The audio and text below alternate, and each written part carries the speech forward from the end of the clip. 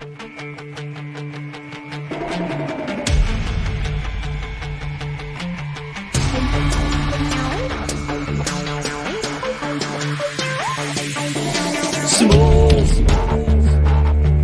When there's smoke, then there's fire. When there's threat, then we strike. We are there. There's smoke. Ghosts.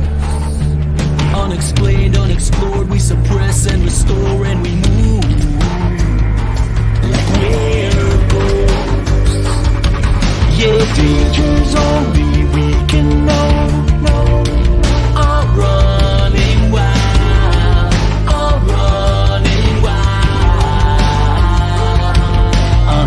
Felt like the sky, like they are supernatural, blazing fires. Oh, we can't just let it burn. The world is waiting for someone or something to come and extinguish the flames. So we protect and serve, laying our lives on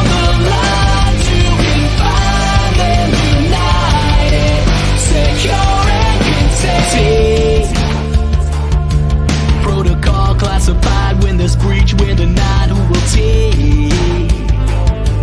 take back control and hold.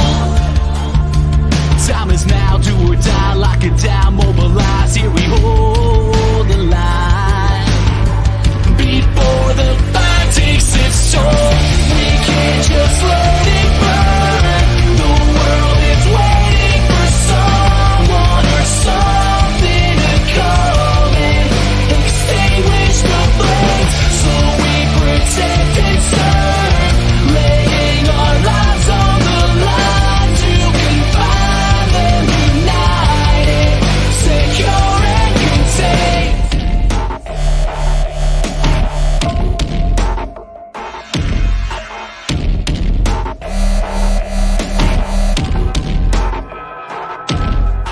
If you don't know it exists, it's like the fire was never lit. We can't just let it burn. The world is waiting for someone or something to come and extinguish the flames. So we protect and serve, laying our lives on the line to confine them, united, secure and contained. Whoa, whoa, whoa, secure and contained.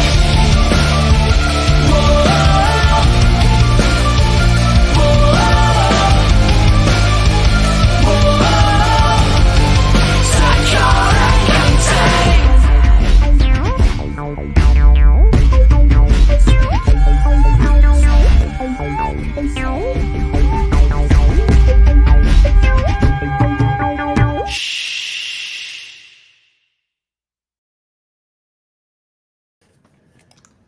Hey, hello everyone. It is good to see you and welcome to Game 2 of Campaign 3. Yay! Hi, chat. Hello, chat. How are you doing today? And hello to the players. How are you? I'm doing good. Yeah, doing good. It's good to hear. So in our last game that we met up with, we got the basic introduction to Site-19. Met the variety of different characters: Jack Moore, Eloise, Blake Delancey, and Travis Caspin. Travis has decided to try to build a robotic body for the old AI 079. Blake Delancey is having a mental breakdown because there is a safe that no one else can see, but apparently he's aware of unless he takes his medication, in his room that holds a couple of documents and some sort of weapon in them. Jack Moore almost got eaten by a giant crocodile monster. Almost. Almost. And Eloise got more homework. And Ellie's got more homework. So much homework. She decided to have a conversation with two SCPs, 953, the shape-shifting humanoid, who is a Kamiho of Korean mythologies, and 035, the possessive mask, a porcelain mask done up in the fashion of Greek comedy mask that leaks a black acidic liquid.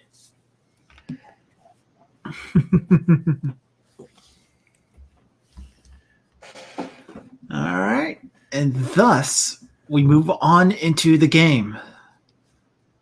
So I believe we ended last time with Eloise leaving 035's containment in a bit of a rush.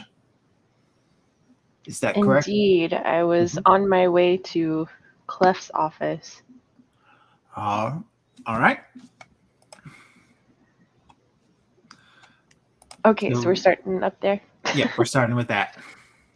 Okay, so she's running and pulls out her PDA and looks up some of the stuff like Alligato and the Davites, and is like skim reading while running, probably bumps into a few people and gets cursed out, you know. Yep. And then she's gonna burst through Clef's door when she gets there without knocking. All right. Clef is lounging in his office chair. His desk is an absolute mess. He's got random knickknacks, opened up letters, paperwork screwing about. He has one of those little drinking birds that is just tipped over to the side. Its little drinking cup spilt over. And he kind of like just lifts his head up as you walk in and goes, "Ah, what's your name?" Eloise Bookburner. I've worked here for almost 4 years now. That's not the point. Is there any telekill alloy in here? No, there's no telekill alloy in here, Miss Bookburner. No, that's your name. Never mind. She shuts the door behind her. No, my name is Clef. Fine. Look, I have this assignment from O5, right? And I was looking into things for them, and I think there's a potential security breach with the telekill alloy. Oh, that's serious business. Yeah, I was just talking to SCP-035, and he was talking about the greenhouse effect caused by having his walls lined in it, and I was trying to figure out...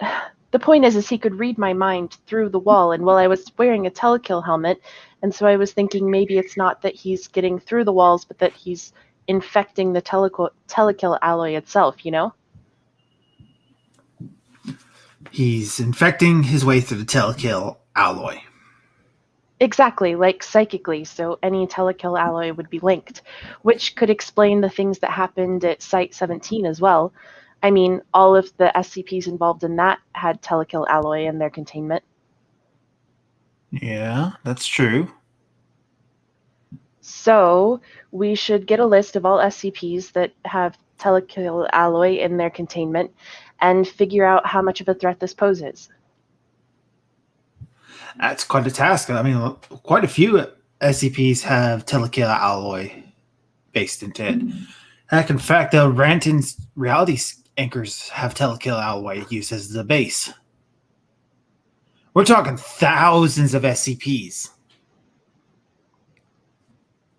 Well, that means the whole Foundation could be. And he moves himself up into his chair. He's starting to get a more professional look as he's talking about this.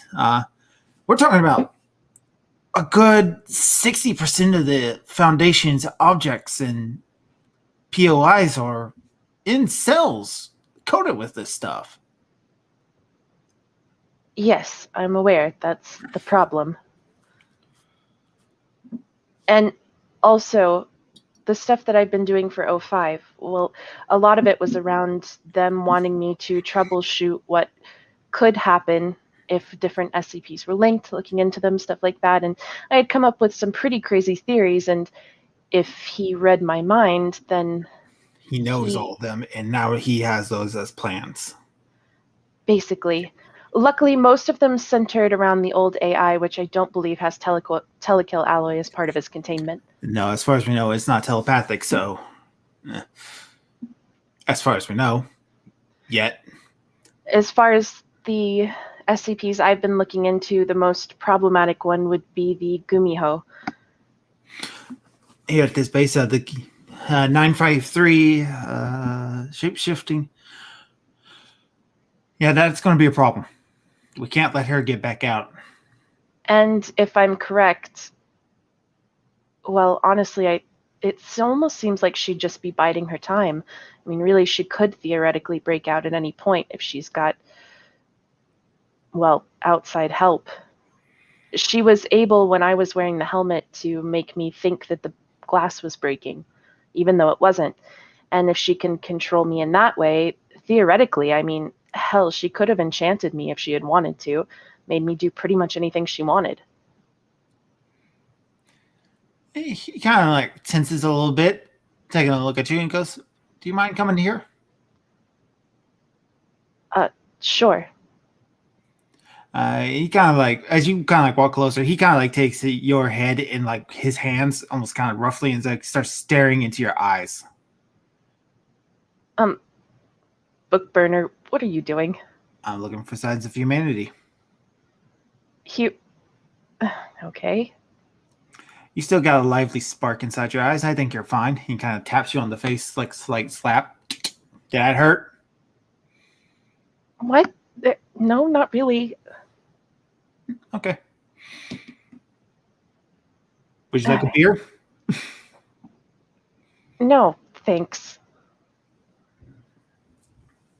Well, I did come up with one plan for getting her into a containment that wouldn't use telekill alloy, but the transfer process, unless I can think of a way to, well, essentially destroy a telekill helmet, if she puts it on without killing her, then it's definitely not a safe transfer plan. You want her to wear a telekill helmet? No, I don't want her to wear a telekill helmet. But if she gets out, well, so my idea is that we could let the D class that feeds her dogs or whatever overhear you and another high level talking about finding her pearl. I'm pretty sure if she is biding her time for some reason, if we make her believe that the pearl is on site, she would still go after it. I mean, it would like quadruple her power, right? Pearl? Oh, yeah. Gumiho lore, they're pearls. It's something they hold in their mouth, and then when they, well, kiss humans, it absorbs their power, makes them stronger. Anyways, hers was stolen by a man, evidently. Oh, one that I think is her ex. I mean, I just said it as a joke, but she didn't correct me, so... Dramatic. Indeed. Anyways, the point is, if we let a D class believe that we had it on site and let him, say, get a glimpse at a map to a room where it's at, if he went in there wearing a telekill helmet, exactly, she would go where he believed the pearl was, and we could trap her in there. And then if there wasn't telekill alloy, though, that would mean that the only people who could get anywhere near her containment would, well, essentially be you. So I hope you don't mind feeding dogs.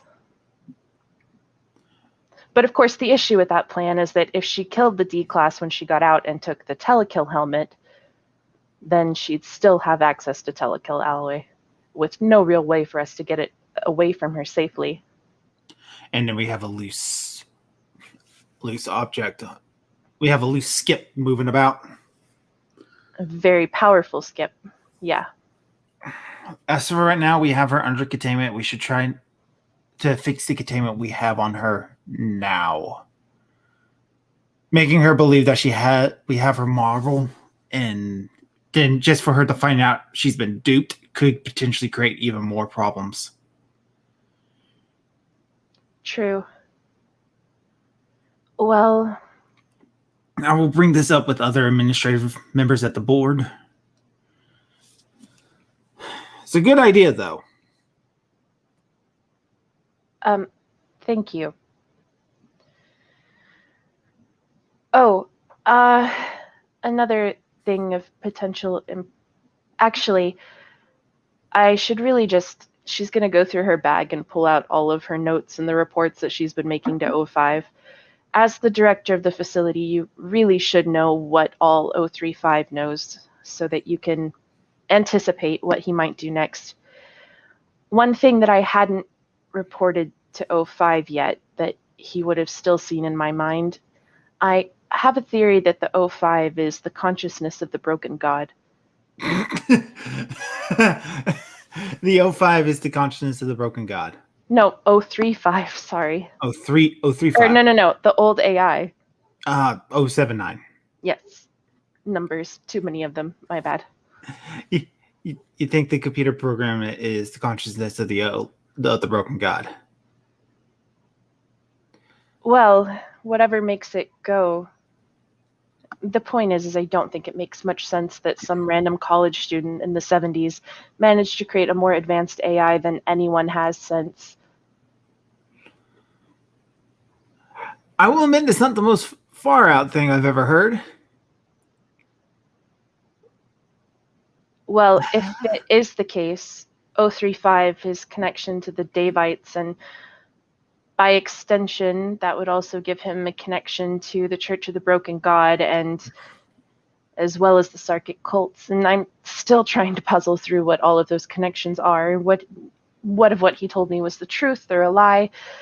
It's a lot to work through, but the point is that he might have specific interest in 079, if that is the case. All right, Miss Bookburner, you're... Stop calling me that. That's what you told me your name was. Nope, that's... I was addressing you. Never mind. Addressing me? Yes. You did used to work for the GOC, yes? How do you know that? Sorry, I forget. What? You have to know I'm from the library, right? I do know you're from...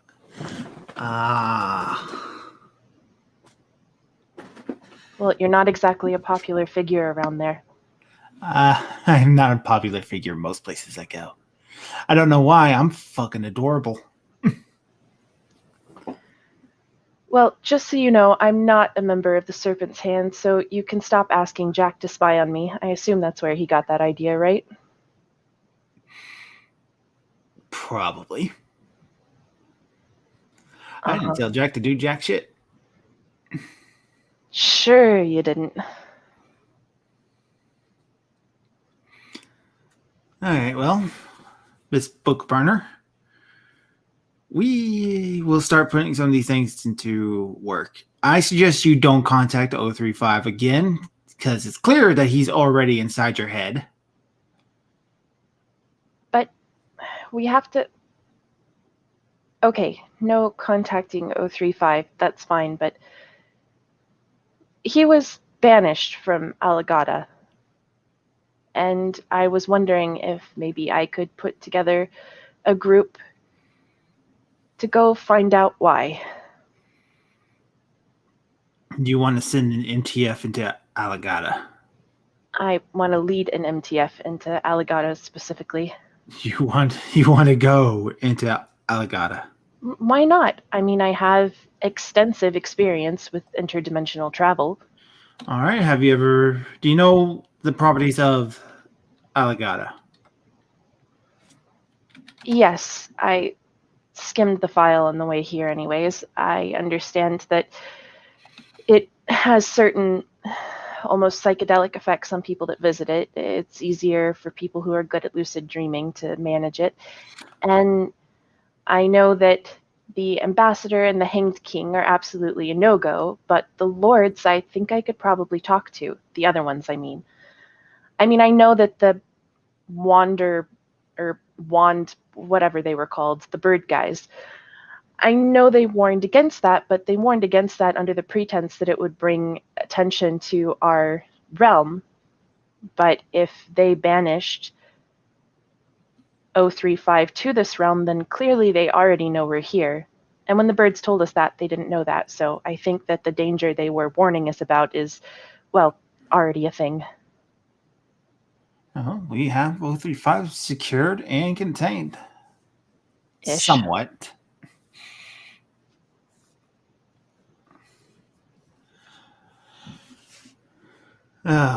This is not a simple task.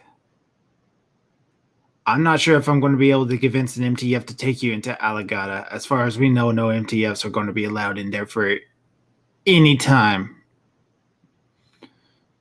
This is. I'll put together my own team then. You're going to put together your own team and go into Alagata.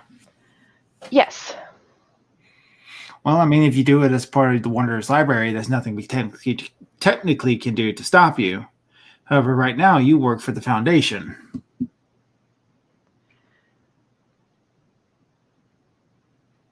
I am perfectly willing to work within the bounds of my contract. That's why I'm here asking permission at all, of course. I'll put in a motion to see if we can allow you into SCP-2264. Thank you. Don't get your hopes up, kid. Well, in the meantime, I have other things to translate, so, yeah, goodbye. Goodbye, Miss Bookburner. Stop calling me that. No. She slams the door.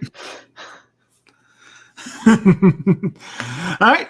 When you leave, Clef is going to wait for a moment, and then he's going to press a button, and he goes, Secretary, can you send Jack Moore to my office? All right. Jack Moore, you are being asked to come to Dr. Clef's office. Oh, this ought to be good. All right, so you walk in, and Clef is slowly strumming on a ukulele in his office. He's going to smile at you and goes, More, Jack, my man. Take a seat. You want a drink? What are you up to? Not much. Administrating, dictating, playing, wondering about why Cotton Candy knows that you're spying on her, slowly plotting world domination. Simple things like that. Jack and I raises his brow. How the hell did she find out? Apparently you told her. I swear to you, I didn't tell her. Mm-hmm. Well, in any case, she's on to you.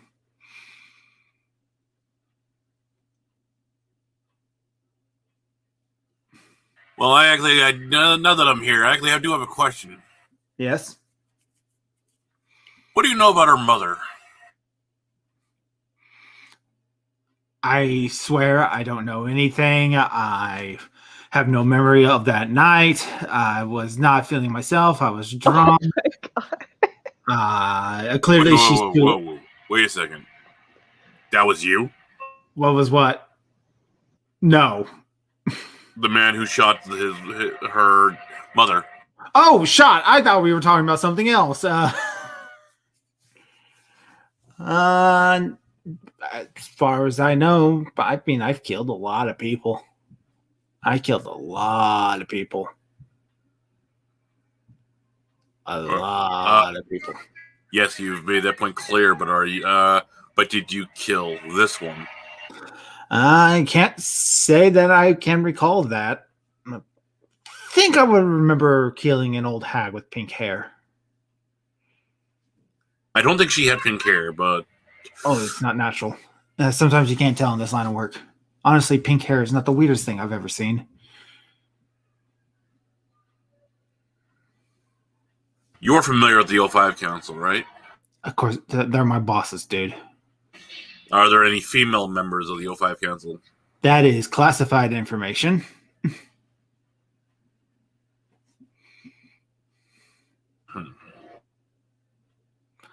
I'm pretty sure There are female members of the O5 Council. You didn't hear it from me. Well, the thing is that I didn't tell Eloise. You clearly wouldn't have told Eloise that. You got your orders from somebody, didn't you? No, she literally just came into my office, started going on about this crazy idea. No. I thought about wanting to spy on her. Oh, no, that's from me. And no one else but you knew about this. Nobody else but me and you knew. So either you told her and you don't remember it, or you did such a bad job of following her around, she caught on.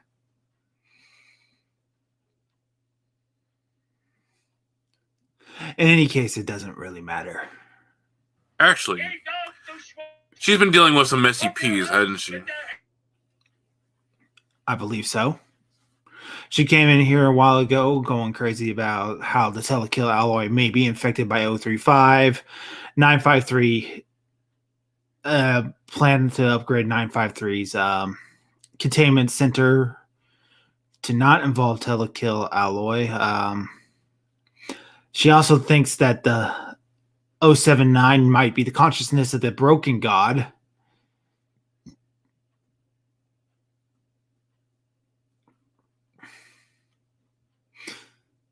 I think she's gone a little crazy. Could it be possible one of the SCPs could have told her? Probably even subconsciously in her own head. Or maybe it's part of a game. Think she's being used as a pawn by one of them. Tell me, does she have any contact with that mask? She's wanting to make a trip to 2264. It is a extra-dimensional space located in the bottom of London Tower. Shush. That leads to an extra planar dimension known as Alagata. Big city, trippy. You ever see those weird stairs that like you go up them, but there's always like moving around in a big circle sort of deal? Something like that. Part of the file mentions these wares of black, white, yellow, and red.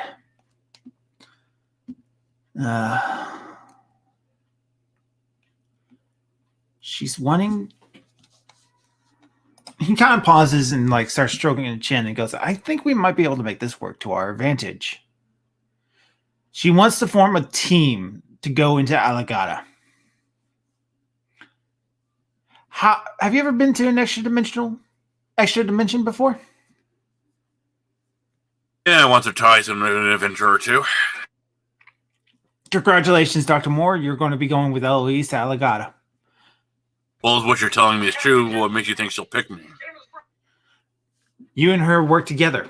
She has a natural trust towards you. Also, she doesn't get to pick the team. Perhaps I can find out exactly where this is going. Maybe get some more information as to which SCP leaked this information. It's 035. Uh-huh. So he's getting more and more powerful. He's getting more powerful, and he's always been crafty. What does he gain by telling her that? I have no idea. It may just be a wild goose chase and maybe nothing. The thing has pulled stunts like this in the past before. I mean, she's taking an SCP at its word, so perhaps I can use that to my advantage. Perhaps. No doubt I will try to figure out what's going on there. Maybe you might find something that we can use against 682 while you're over there. Yeah, don't remind me. 683, that's his name. Lots of numbers. Yeah, he apparently seemed to have remembered me somehow. Hey, he made a friend. And just like I made friends with the other one with the Nine Tails. Oh yeah. Yeah, she loves you. Yeah, I'm sure. Yeah, all these SCPs just love me. Huh? Yep. Any case, we'll try to put you on this team if O5 even agrees to do this. I'm pretty sure they'll agree to do this. I have a feeling. Well, let's pray that your feeling is wrong. Why is that? I don't know. Let's just say I got a bad feeling about this. Why does everyone always say that before an adventure? It's the cliche. Now, I have some other work I need to do. Yeah, I'll go back to doing what I do. All right. Travis, what are you up to at this time of night? Oh, it's night? Okay. Like, I'm trying to think. Is there any... I'm not saying a personnel files, but there's like... there a list of personnel I can look through so I can try to assemble my team and try to recruit people for Project Fred, as I'm now calling it. Project Fred. So the leader of the robotics department is Dr. Gears. And there's a number of other robotics experts on site. Only one of them is available. And that is Dr. Iceberg. Okay. And programmers? And there's you. But I have to... I'm busy. I'm going to be busy doing, like, teaching this thing how to dance and whatnot. I need someone who's a lot more sharper than I am. You know what? I don't know if there's a role I can make. You know what? You make a computer programming role. Let's see if anybody else is here. Computer use? Okay, Yep. Let's see. Wait, where the hell is my skill? There we go.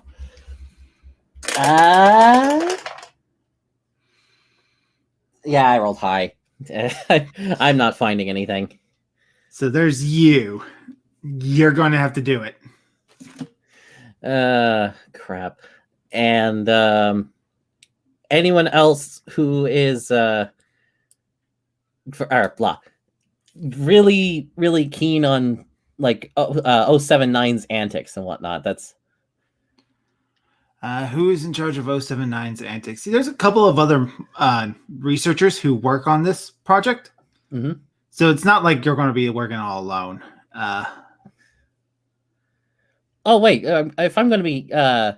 if I was initially tasked with programming AIs to suppress 079 to begin with, why don't I just recruit them? So you're going to recruit the old AIs. Yeah, I'm just going to... Well, I'll just get the other guys who are also supposed to work on this thing. All right. It's a couple of these half-finished AIs that are still sputtering and broken codes and whatnot. The AIs themselves, you mean? I thought you were talking about people. No, it's you. You're in charge. Oh, fuck. We need an AI to test out whatever iterations of the dancing program or whatever before we actually give it to 079 to begin with. So at least that's covered. So you're looking at all these dancing programs and the AIs are like sputtering out in their holographic disc platforms. One of them is flossing. You might need to get okay, all of these I'm gonna need to I'm gonna need to record some new stuff, so I'm gonna just look for any other technicians that might help in any other way, and then eventually write my journal and then go to bed.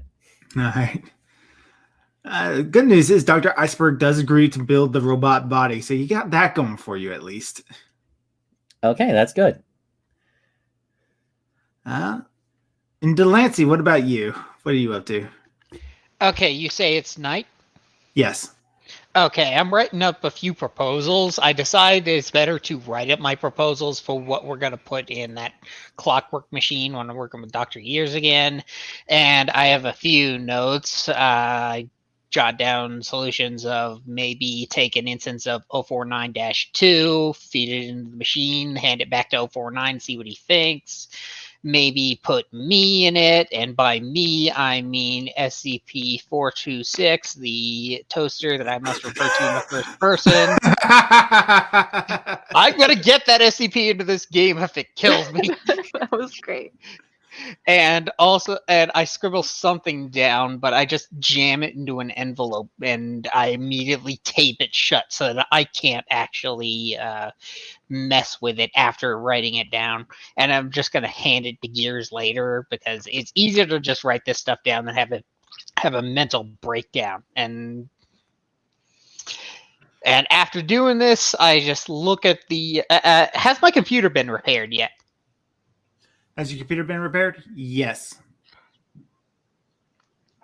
I sort of retroactively asked the repairman because I didn't push the bookshelf back in front of my wall. I asked him to just, does he see anything unusual?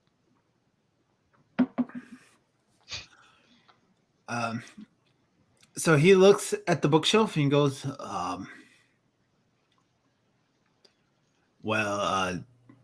no. Why? Damn it.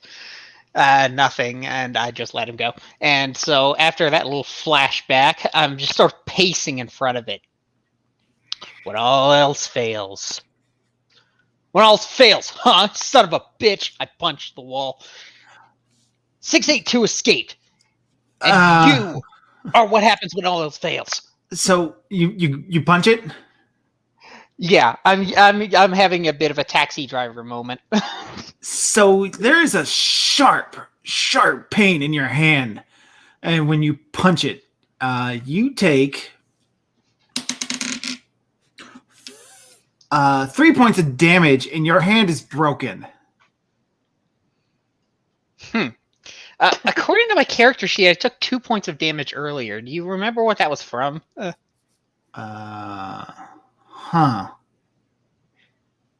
Anybody else? I'm probably going to die in one hit anyway, so I'm just going to take it. I remember you taking sanity loss, but not damage. Yeah, I remember you getting pills hurt for that. Speaking of sanity, I'm probably going to have to take a sanity check for this little taxi driver incident. So no, you should not have taken damage as far as I know. But you do take damage because it felt like you punched something way harder than what the wall should have been. I feel around it and see if there's something that maybe I can't see, but I can feel. No, you're not perceiving anything, but you definitely broke your hands on something. What? Like you feel is going on in this? You foundation? feel drywall. You feel drywall. You don't know why. Your hand's broken. Your hand's broken like you punched a safe, but there's drywall there.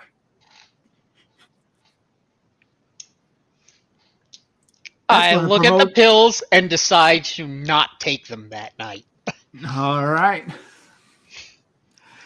What are you going to do about your broken hand? Right? Who's It's open starting at to this? swell. Just normal medical wear and tear. Do I have anything for it? Not for a broken hand. I'm sure there's like a doctor on site. There's a Yeah, but is it going to be open? Yeah, it's open 24/7.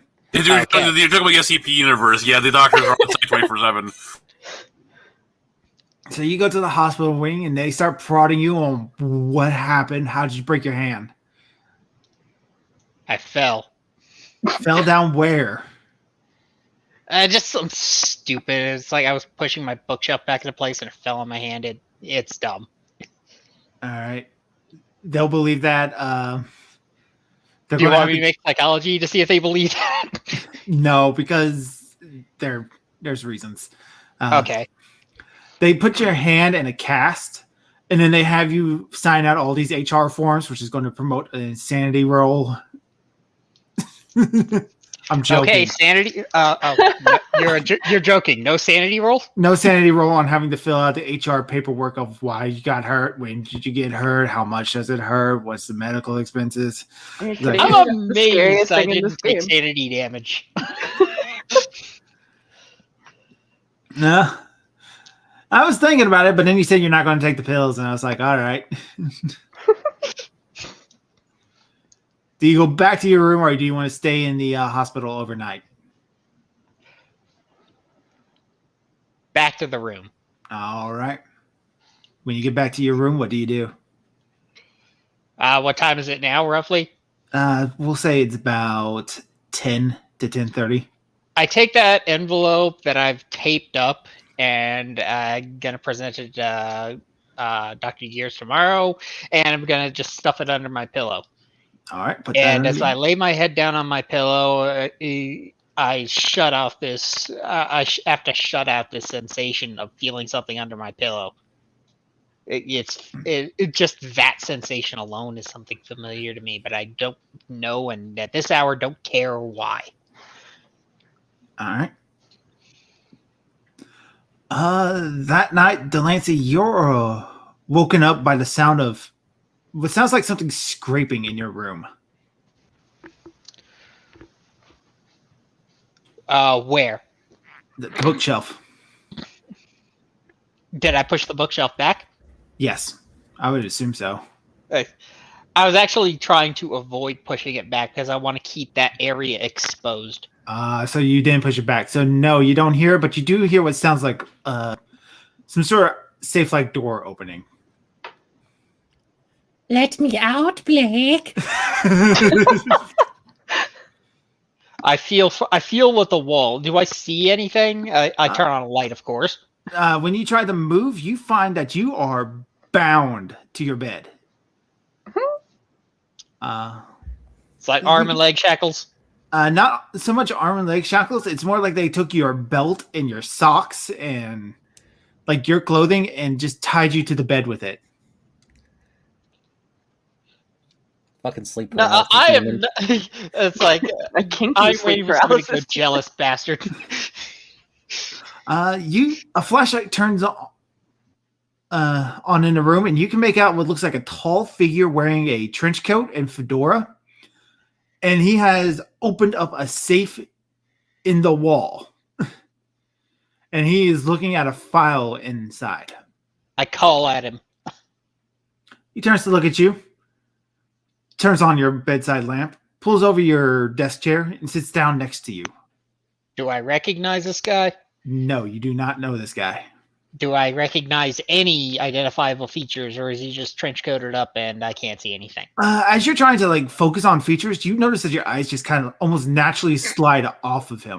Like he has like eyes and a nose, 2 ears. He's got the whole face thing going on. He's got hair. It was you, wasn't it? Are you the SCP responsible for what's going on in my head? I'm not an SCP. Then what are you? I'm nobody. You are Blake Delancey. Yeah, what's it to you? Would that be any reference, any resemblance or relation to a Jacob Delancey? No. How about a Thomas Delancey? I'm starting to get freaked out. I don't answer. Rodriguez? Ugh. Nicholas?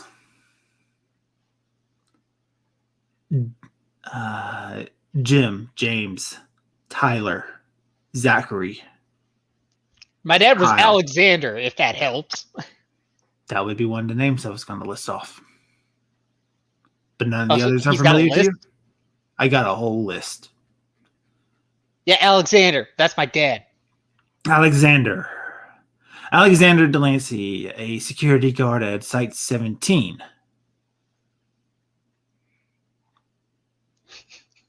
What else do you know about your father? Nick Bradman ran out. How many Delanceys was I? Anyway, back in character. What was that? How many Delanceys have there been? I don't know. What do you know about your father? Nothing. You know nothing at all. Don't think I've even seen him. Never seen him. What has your mother ever said about your father? It's just that he was doing some secret agent crap. What about your mother? What did she do? Ow! My head! What's the name of your little sister? Little sister? What did you do in high school? My head keeps hurting. What was your first car? What was the name of your first crush? What's your favorite color? He's just trying to get your email password. What's the average speed of a laden Swaddle? What is your social security number? What are the 16 digits of your credit card? Mother's maiden name, school mascot. What city were you born in? Anyway. Are you kind of starting to see the picture I'm painting here for you, Delancey? See, the pictures that you're freaking nuts. Well, you definitely inherit that Blake's personality, that's for sure. What do you mean, that Blake? You're not the first Blake. You're named after a man your father admired because he gave his life to save the world. Prevented Site-17 from detonating its nuclear bomb. And I should trust you because how do I know that you're not some SCP? That you're not something that comes up just because I wasn't taking my pills? I told you already. I'm nobody. Ultimately, you shouldn't trust nobody. Honestly, nobody is someone you can trust. The Foundation has used you, Delancey. They've only been using you for a very, very long time. Sometimes you allow them to do so willingly because it's the mission. But you are very, very old and very, very tired. He reaches back like into 10 p.m. You look at the clock; it's now about 1 a.m. So you've been asleep for a little while. Okay, so I'm just gonna be smarmy at him. Yeah. He reaches back into the safe and he pulls out the case that has the strange weapon inside of it. Does he open it? He does, and he takes a look at it. Do I see it? Yes. It appears to be a Nerf gun, complete with a small set of Nerf darts. Does this ring any bells to you, Delancey? I'm gonna let you decide how badly my head hurts for this. Make an insanity roll. It leaned. It's 81. All right, That's roll bad. a d10. D10 it is. 6. All right, so you lose 6 points. What's half of your total sanity that you have? I think it's 20. Half my total sanity is 20. All right, so once you lose 20 in a day, that's when bad things start happening to you. And the day starts at midnight. So I've had 23 hours to lose more sanity. Let's do it. All right. So he shows it to you and he goes, "Do you know what this is, Delancey?" That was in the safe? I was looking that up. I was looking that up just a little bit ago and it was hurting my head. To be used in last resort. It's your personal weapon, Delancey. Well, he puts the file inside the case, closes the case, closes the latches. He moves the chair back into place, closes the safe, closes the bookshelf, straightens up his tie and trench coat. Well, it's nobody's now. It's been a pleasure doing business with you, Delancey. Business? Wait. You know stuff, don't you? I might know a few things. Just tell me this one. What's it mean to set the table?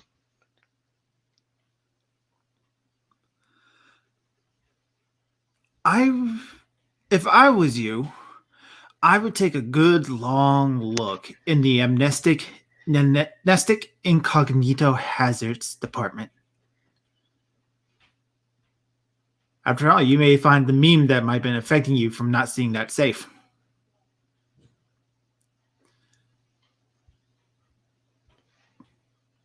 But what do I know? I'm nobody. And he walks out and you can hear him whistling a tune. Odysseus, son of a bitch.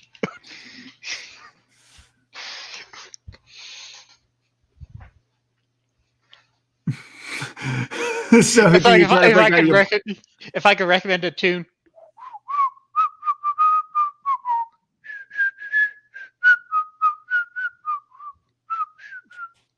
You're not a great whistler. Not through a microphone. No, of course And not. not on the spot. What were you trying to whistle?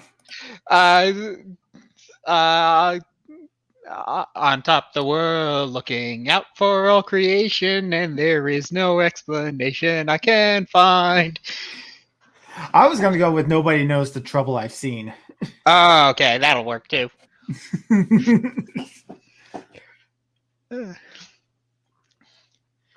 Anyway, I don't think I can sleep after this. And I kind of don't want to because I think I may be dreaming and I'm just going to wake up pretty soon. And so I wait to wake up. All right. That never happens. Eventually, somebody walking past your open door sees the condition you're in, gets you out of your bonds, and you are being grilled by staff the site security, which is Agent Strovnikov. And Strovnikov is writing things down. So, what did the son of the bitch look like? It's just a trench coat, a tie. Trench coat, tie. Stroganoff starts looking down at his own appeal. It's just like, is this a joke to you? No, sir, I'd know if it was you. Did he say name, any information? He gave me nobody. Seriously, boy, this is a joke. It's okay to admit if some staff girl tied you up and then took your money. It happens. Nobody is a myth. And you ain't gonna pull a fast one on me. We're the SCP Foundation. We deal with myth all the time. Is there something I should know? Nobody is just something that new recruits write down to try to keep out of trouble when something goes wrong. Or when they have to bend the rules in order to get the job done.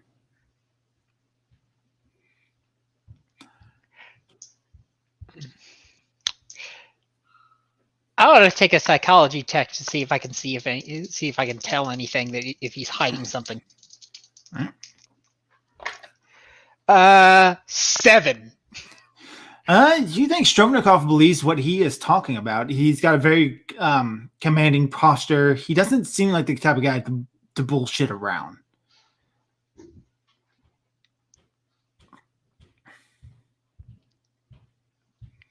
And when is he getting around to me? What time is it now?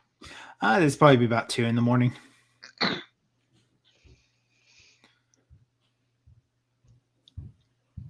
So, sir, should I be concerned or not? Did he take something?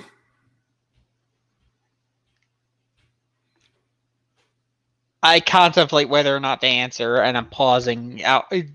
If he wants to try to see if I'm bluffing, he can take a shot. All right, he's going to try to see if you're bluffing. He rolled a 99. He took my candy. Strovnikov is going to put a hand on your shoulder and goes, "Look, boy. Sometimes the girls, they get a little crazy. It's okay. It happens. They tease and they flaunt and with their mini skirts and ponytail hair. Just don't let it happen again. Find nice girl for you. Like, girl with pink hair. She has smart brain. Very calm.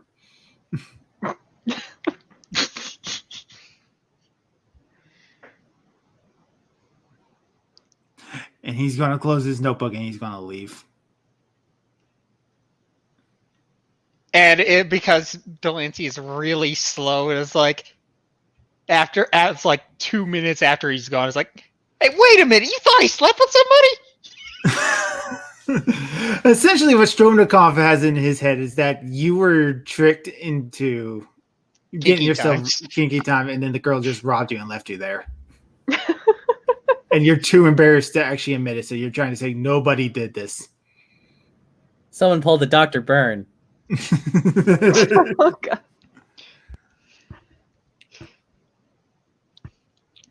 You get the feeling that Stromnikov is not a very smart man. Yeah, well, I got a 7 on my check, so I could probably figure that.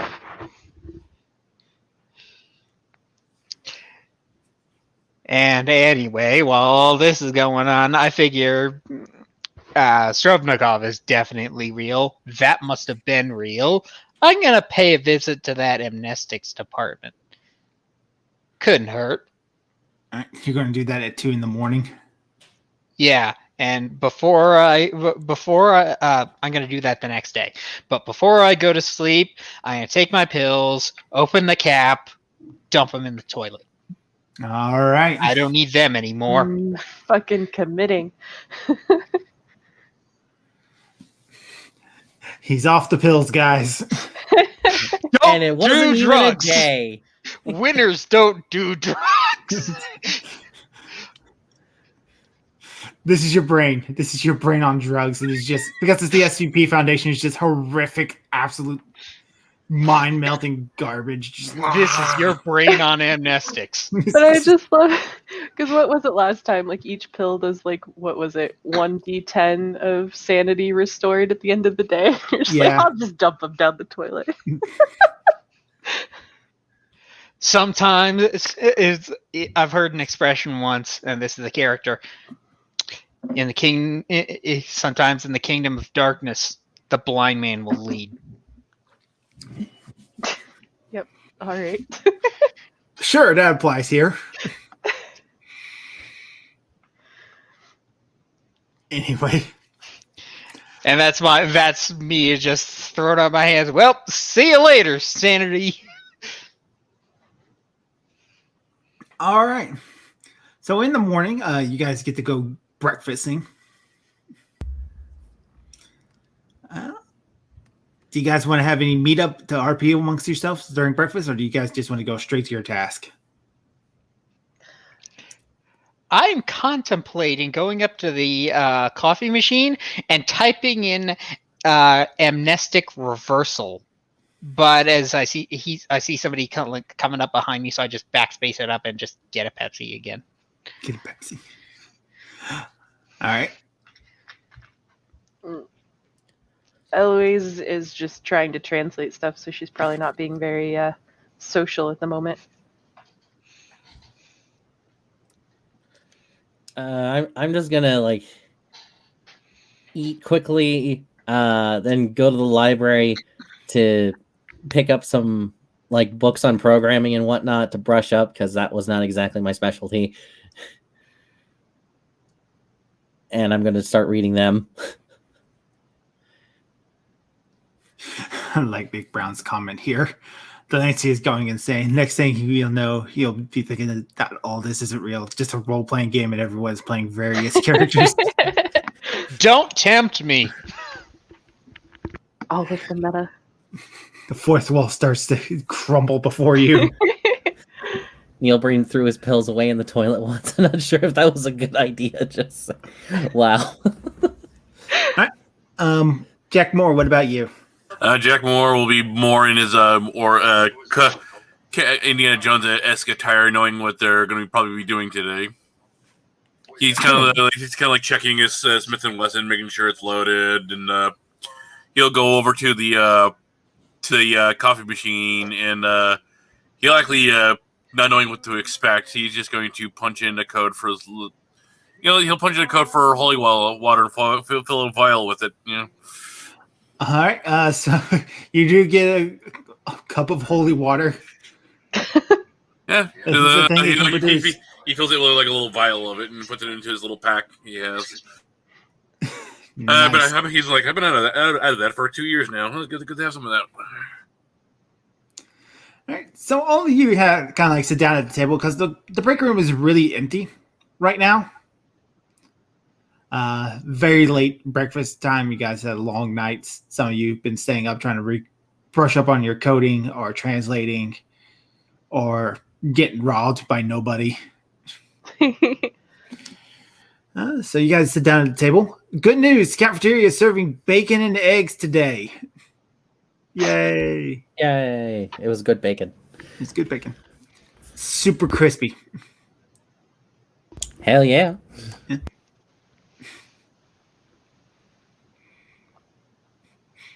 stunned silence is amazing as you guys are just sitting there with one another. Do I see Jack Moore handling his gun?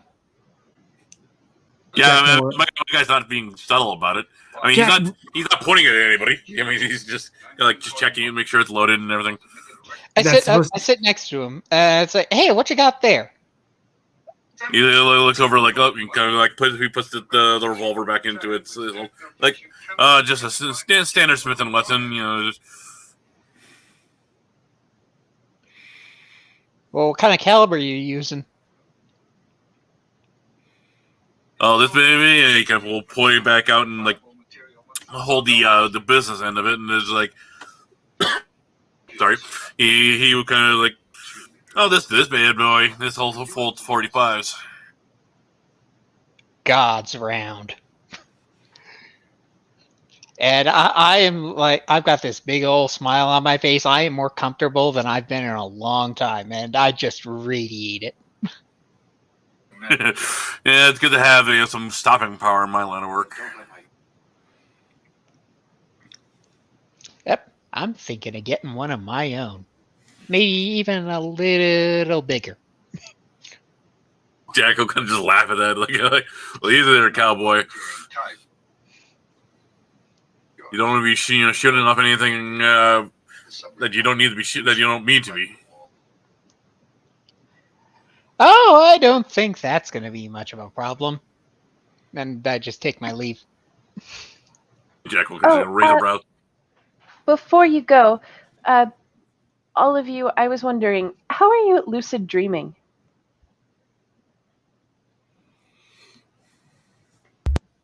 Sorry? Lucid dreaming, you are dreaming, but then you realize you're dreaming and you control the dream? Well, Strovnikov thinks I'm pretty good at it. Question: what kind of role would that be? Like, if in the system or whatever, to see if you could lucid dream? Because I'm going to leave that up to RP. Oh, probably no. Then, if it was related to a stat thing, then maybe. But I don't know. So, what about you, Jack? I can't say I've ever really known if I can lucid dream or not. I mean, I've heard of it. I don't recall if I'm familiar with it myself personally. Maybe not then. Well, if you guys know anyone who is particularly good at it, send them my way. I'm trying to put together a team for something. Oh, what are you putting a team together for? Oh, going to Algata. Well, if O5 says I can, anyways. Are you going to need some assistance on your little trouble there, then? Well, I would assume, or at least if I can put a team together, I think I'm less likely to get shot down. I don't think they think of me as reliable for some reason.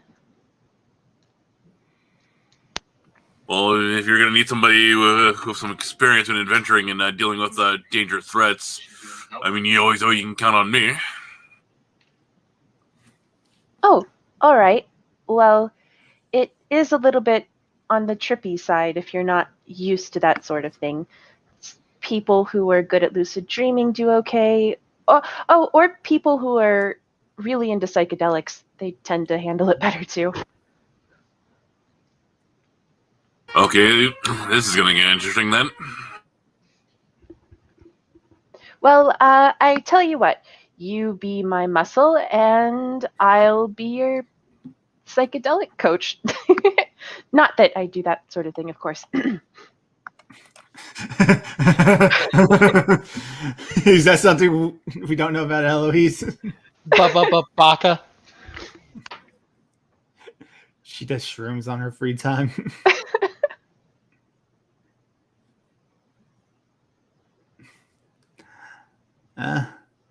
So as you're having this conversation, suddenly alarms start to blare. It wasn't me this time. Do they say anything? Is there an escape attempt?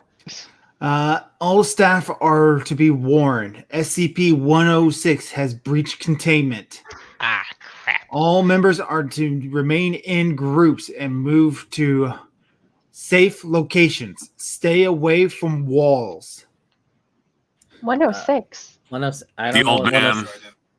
Oh no. Anybody else here under the age of 25? Jack will immediately get up and like grab his gun and just stay away from walls, and just keep an eye out for anything out of the ordinary.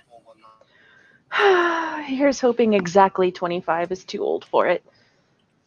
I'm 29, so no. I'm just gonna take my book and just head over to a safe area or whatever. 28, but I do not want to know how young that guy thinks I am. Yeah, she's just gonna try to stay in between all of you as we move towards the safe room. All right, so as you move out into the hall, safe room is to your left. To your right, you hear a scream. Go on ahead. No way, somebody's screaming. We have to help them. Come on. She's gonna pull Jack towards the screaming. like Jack's going towards the screaming. He's like making sure like you stay away from the screaming. Oh yeah, that How didn't about the work. other two? You don't have to tell me twice. I'm I gone. peek around corners in order to make my approach in a very tactical-looking sort of way. All right, so as you peek around the corner, right around the corner on this right-hand hall, you see what looks like a large rust stain in the floor that is spilling this acidic liquid. Hanging half out of it is this old figure. He looks like an old man in an advanced stage of decomposition, covered in this viscous slime. He has a female researcher by the ankle and is dragging her across the floor into this hole. Shit. I run by and punt him in the dome. I suppose this might be a fight skill. Yes, this is going to be a fight skill.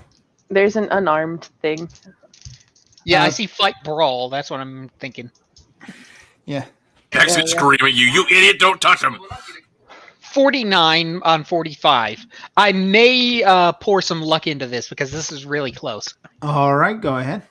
So how much luck does it take to get a 49 to succeed on a scale 45? Does it take 4 or 5? He is You not have to going to beat it? make any sort of dodge or fight back attacks against you. So I just like punted him in the head. Yes, you punt him, and your hand starts to burn from the acidic slime that covers him. You know, a punt is a kick, right? Yeah, it starts to eat through your boot. You know, So it doesn't start to burn you directly, but it is eating through your shoe. Jack screaming at you. You idiot! Don't touch him. I had to do something. What were you going to do? Just I sit dropped on my- there I and dropped sit my- on your Lady ammo? screaming. I'm shooting. I'm shooting at the hand. I'm shooting at the hand with my gun. You're going to shoot at the hand? I'm just Yeah, gonna that's back holding- that's away very slowly That's and be holding- like, that's holding I that- am holding not me. paid to do this. I tear off my boot. Center or mass, Jack. Center or mass. All right, Jack's shooting him. Trying to get him to lose, like sever the hand or whatever I can to get him to let go. Assuming she's reaching out, Eloise is going to grab her hand to try to kind of tug a war. Keep it a All right. little slower. Okay, Jack, make your shot. Oh, all right.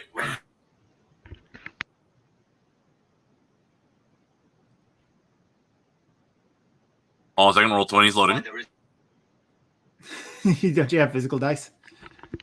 Oh, well, you I got don't know me. I would have to go get them. All right, in that case, while you're trying to do that, Eloise, you're trying to... Roll strength, maybe? Yep, it's going to be strength versus his. Oh. Okay. I rolled a 46. All right, he did not do very good at all, so you have higher success than he does. So you do manage to pull the girl back, but it does not make him let go. As he starts to come out, and he just looks up and glares at you, Eloise. He just goes... I do successfully shoot him. Oh, you shoot him? What's your roll? I rolled a 30 out of 31.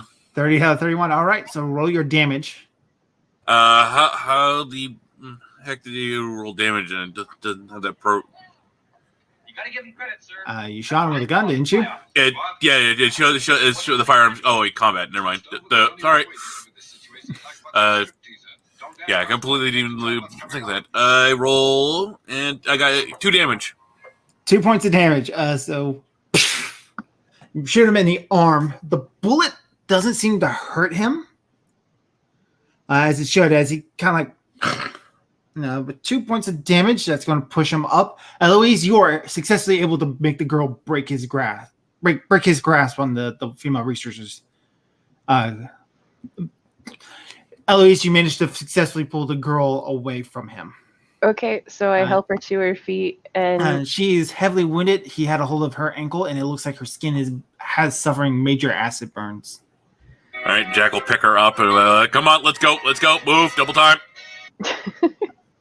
Delancey, you are now the closest guy to the old man.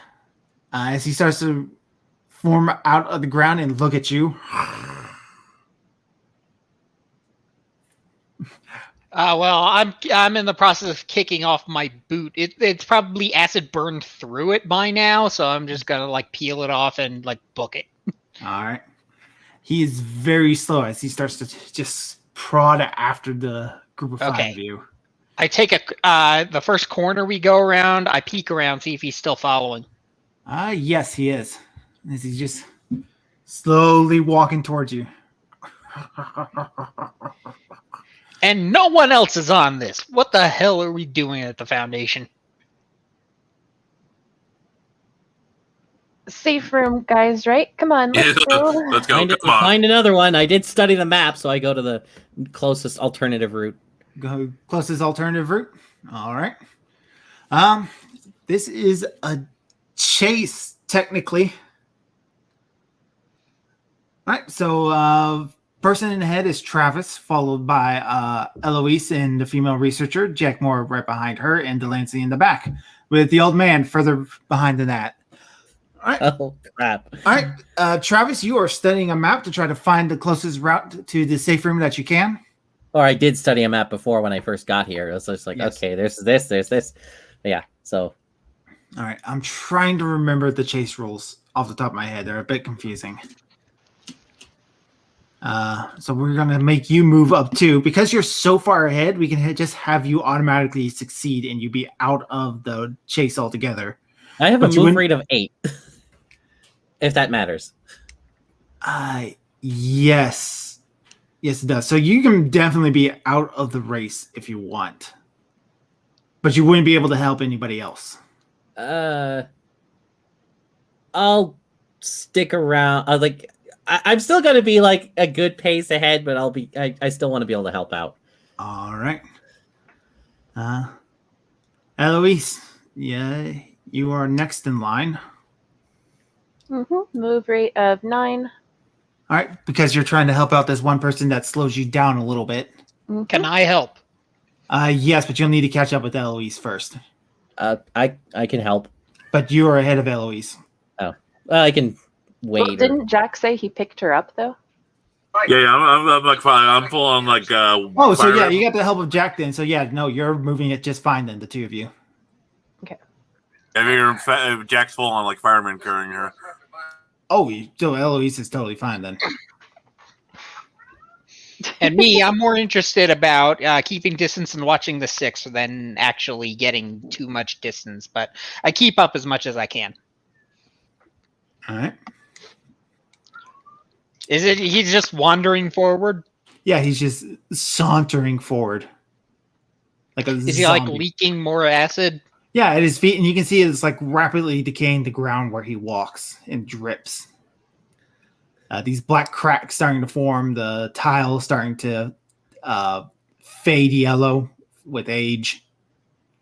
I chuckle to myself. Why do I think that I'm getting too old for this? All right, so Eloise, what do you do to try to progress this race?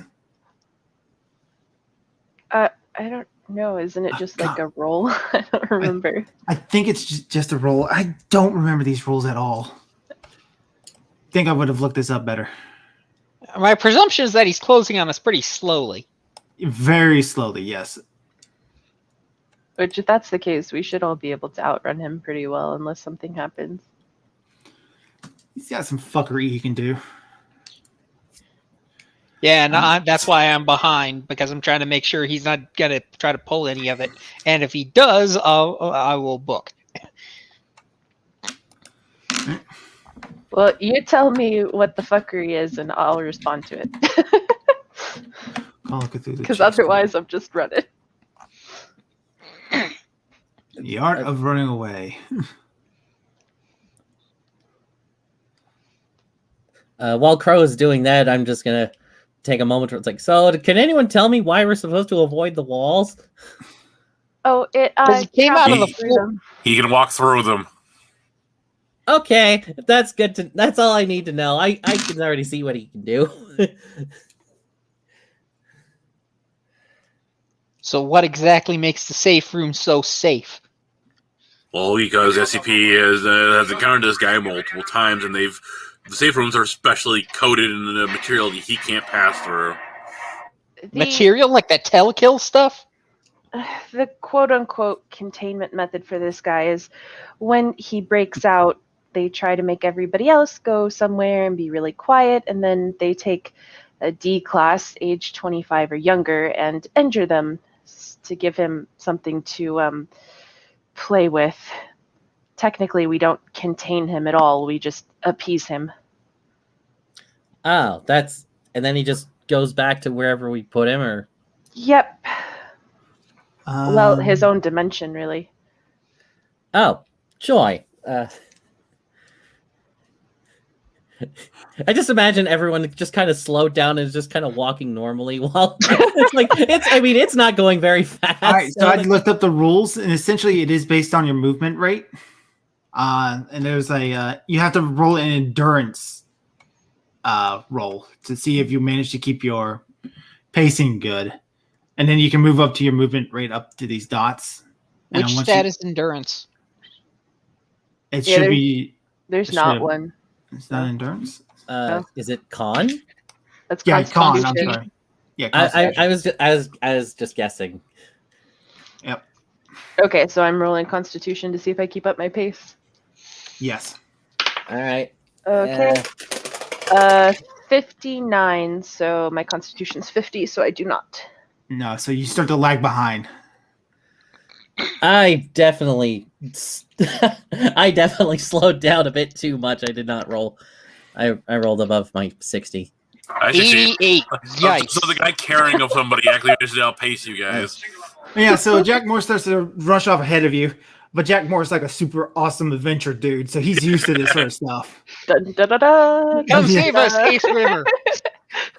So that's when I get to make some fun stuff that gets to happen to you. So as you start to come to a crossroad, you see like this acid start to form on the ceiling as 106 starts to pop out in front of you guys, turning around and looking at you. You now have a choice between going back the way you came, making a sudden left, or making a sudden right. Travis, with your reading of the map beforehand, you know that turning right will take you the next closest route.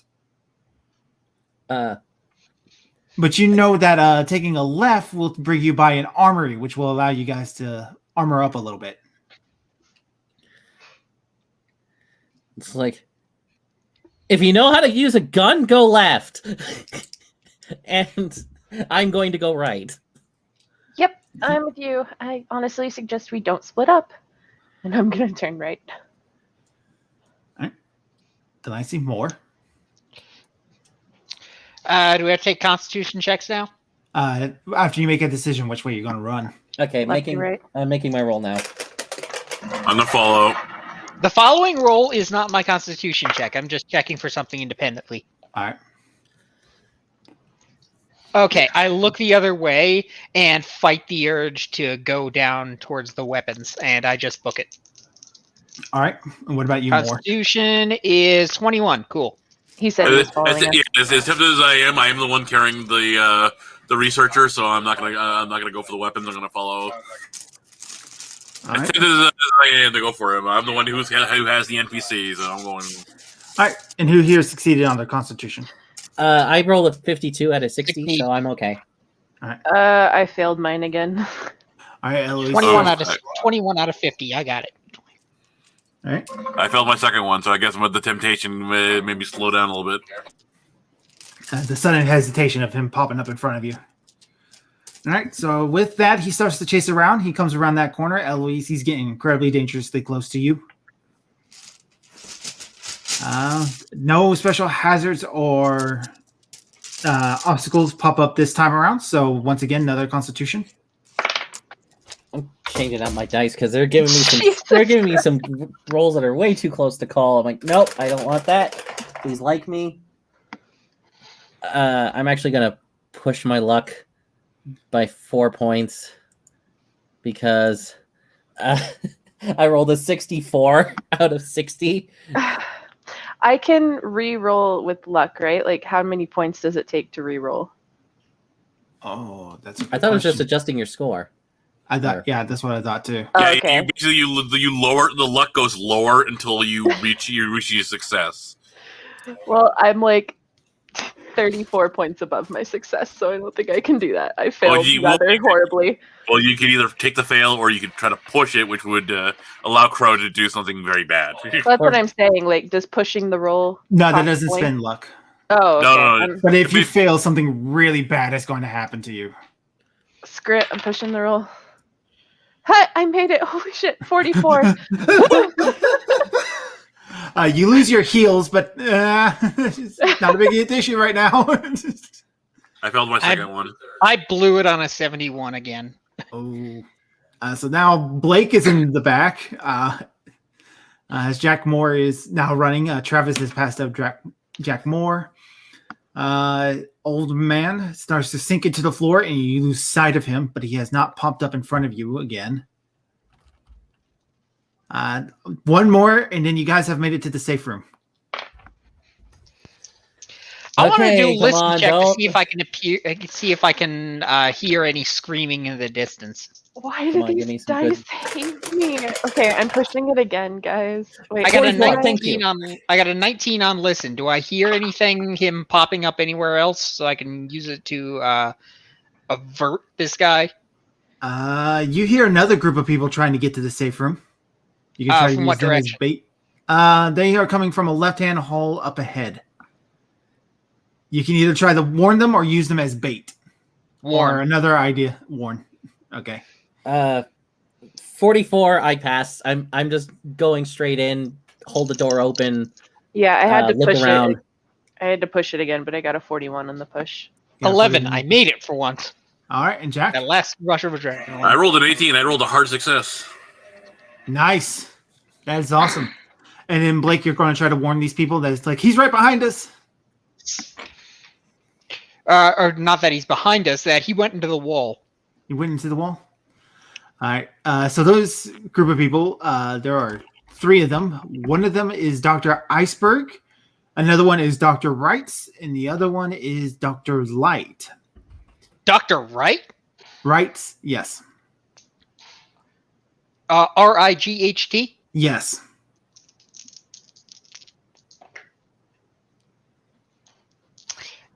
Suddenly my head hurts right before I cross the door. All right. So as you're having another memory spike as those 3 join you in the safe room. Dr. Wright slams a thing on a button and it fills up with a bright, bright, bright light, like making the whole thing white and hurting your eyes. The girl you rescued from 106, she is whimpering. And outside over the PA system, you start to hear what sounds like somebody screaming in pain.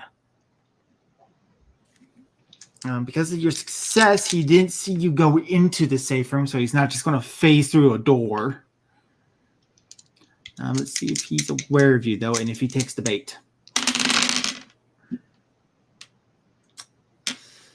So after about 40 minutes, you get an all clear across the PA system. 106 has returned to containment. We should get her to a doctor. Thank you. Thank you for not letting him take me. Thank you so much. Oh, don't worry. It's all in a day's work.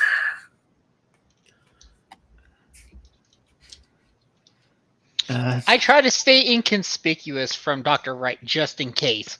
All right. Her and Dr. Light are having a very kind of like low voice discussion going. They seem to be talking about the outbreak with 106 and that he should not be active this early. That something is very weird. And that kind of piques Eloise's interest. Jack, do you think you could carry her to the doctor and I'll catch up with you guys? No, I don't. Yeah, of course. Kind of like, all right, don't worry, you're in safe hands, and kind of like, and we'll get back up and start finding a way to the nearest infirmary. All right. Eloise, Infirmary, that's the word I couldn't think of earlier. Eloise is going to go over to Wright and Light. Yeah, have fun with that. Right? This is too early? They both look at you, and Dr. Light, she is a rather tall woman with bright blonde hair. She goes, 106 has a tendency to go into a dormant mode for about 3 months. This dormant mode has only lasted a month at best.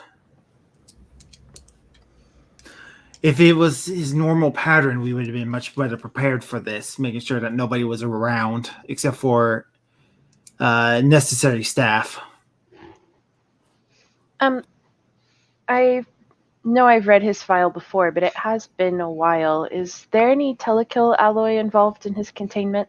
No, there's no telekill alloy involved in his containment. I see.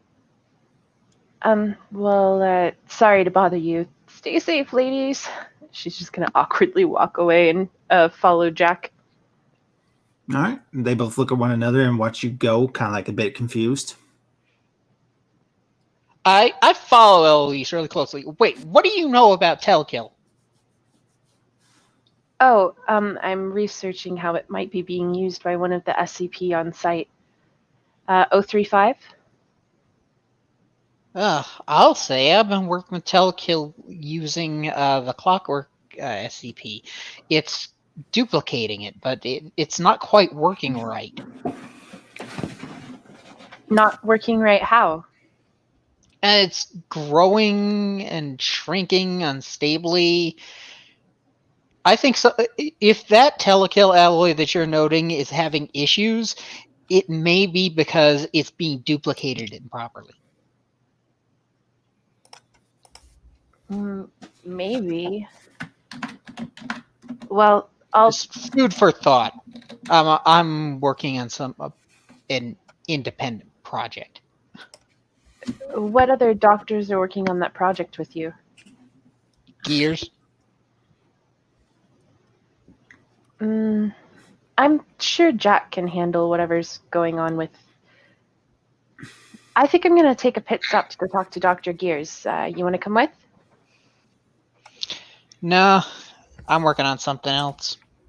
Oh, okay. Well, see you around then. She's going to head off towards... If you could, though, if you're heading towards him anyway, I pull out my envelope that's all taped up and hand it to her. Could you hand these off to Gears?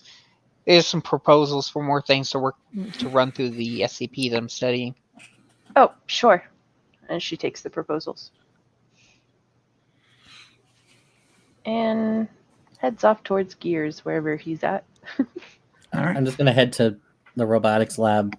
I guess. Like, all right. I guess I'll. I guess I'll get to work. And I head for the amnestics ward. Fuck this noise. All right.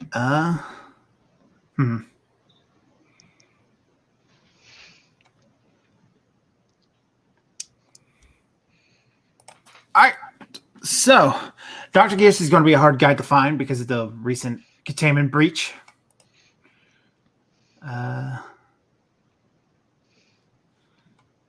In the meantime, more on your way to the infirmary. The researcher you helped, she's just singing all sorts of praises to you. Just like, thank you for not letting me. Oh, thank you so much. Do you work out? Of course, Jack is playing it all up. Oh, don't worry. This is what I do. I help people. I save lives.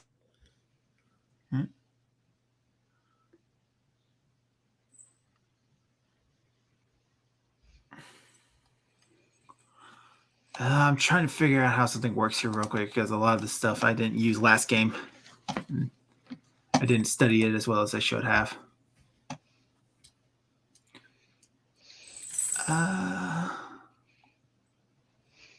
She is going to look up to your name. What's your name, by the way? Jack Moore, adventurer extraordinaire, at your service. Wow, you're the famous Jack Moore. In the flesh. I never thought I actually would meet you. And she is going to try to look deep into your eyes, and she's going to cast a spell on you. Crap. Oh no. Oh shit. Let's see here if I do this right. So the casting Who else is still around? nobody. Jack Moore went off on his own. Yeah, nobody followed me to the infirmary. It depends. Is the amnestics ward next to the infirmary? I might be heading in the same direction. Okay. No. In any case, this villain is smart enough to know not to try something with anybody nearby. So she's going to try to...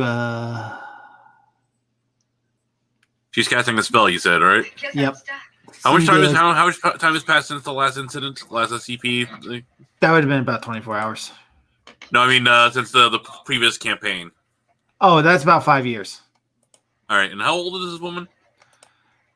She looks to be about in her mid-20s. Okay, that's what I thought. I don't know what you're getting at, but okay. I wonder if he had the same thought I did. She's young enough for the old man. To see, the caster must successfully match magic points with the target on the resistance table. I don't understand what that means. Basically, has to match my magic point, my character's magic points, which is 16. 16? All right. She rolled a 5. Well, if it's magic that's affecting his mind, then you guys roll your power against each other. Oh, okay. Oh. It's willpower. Based. Willpower. Oh. Well, she rolled a 5. Oh. So Jack is screwed. So Jack, you lose 1d3, which you lose 2 sanity points. Oh no, that's how much she spends on her. The target is effective for 1d10 times 10 game hours. So for the next 20 game hours, you lose 5 sanity points, and you go temporarily insane as the world around you just starts to bend and turn. As she drops herself out of your hands, and she's still limping. That damage was very real, but now you can see the foxtails and ears on her body. Oh, crap. It's her. Not where I thought this was going. That bitch. So she's limping, and she goes, I guess I should be thankful that you saved my life. I wasn't expecting him to catch me. What luck that you were the one who saved me. She starts to kind of like lift you up by like your chin. Goes, I would love to play with you more, but I'm in a hurry. Lucky for you, I'm not hungry right now either. And she just pushes you over. Wham. I'll be sure to come back for you later, sweetheart. And she just bounds off and away. Let's see here. The insanity table in Call of Cthulhu. I need that real quick. Insanity table. Yeah, what effect did I just get? Let's see here. Success is it short, long-term insanity? Let's see here. 1d10. That's how. Let's see here. Your insanity is a number 7. Psychomotic blindness, deafness, or loss of use of a limb or limbs. Oh, fitting for being paralysis now. All right, so yeah, you kind of like freeze as the world around you just starts to trip balls, man. Oh no! So you're pretty Consider much it like training for Alligata. yeah. So you're like babbling like a baby. You're drooling a little bit. Your legs are like just kicking out on their own. Just Does anybody find him? yeah, I mean, like he's laying in the middle of the hole for like 20 hours. I assume somebody's going to find him. And then what do they do? Nobody knows.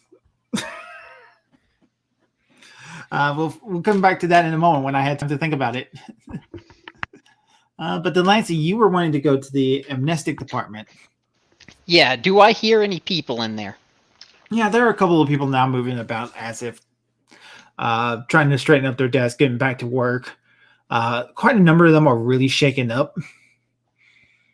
Dr. Malachi Bright, Dr. Jack Bright's older brother from the last game, is there, and he's quickly restoring order. And he looks at you. He goes, "Oh, you're that one of those new doctors, Dr. Delancey."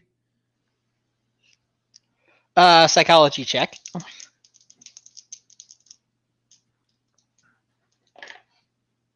84. Nah, I got nothing.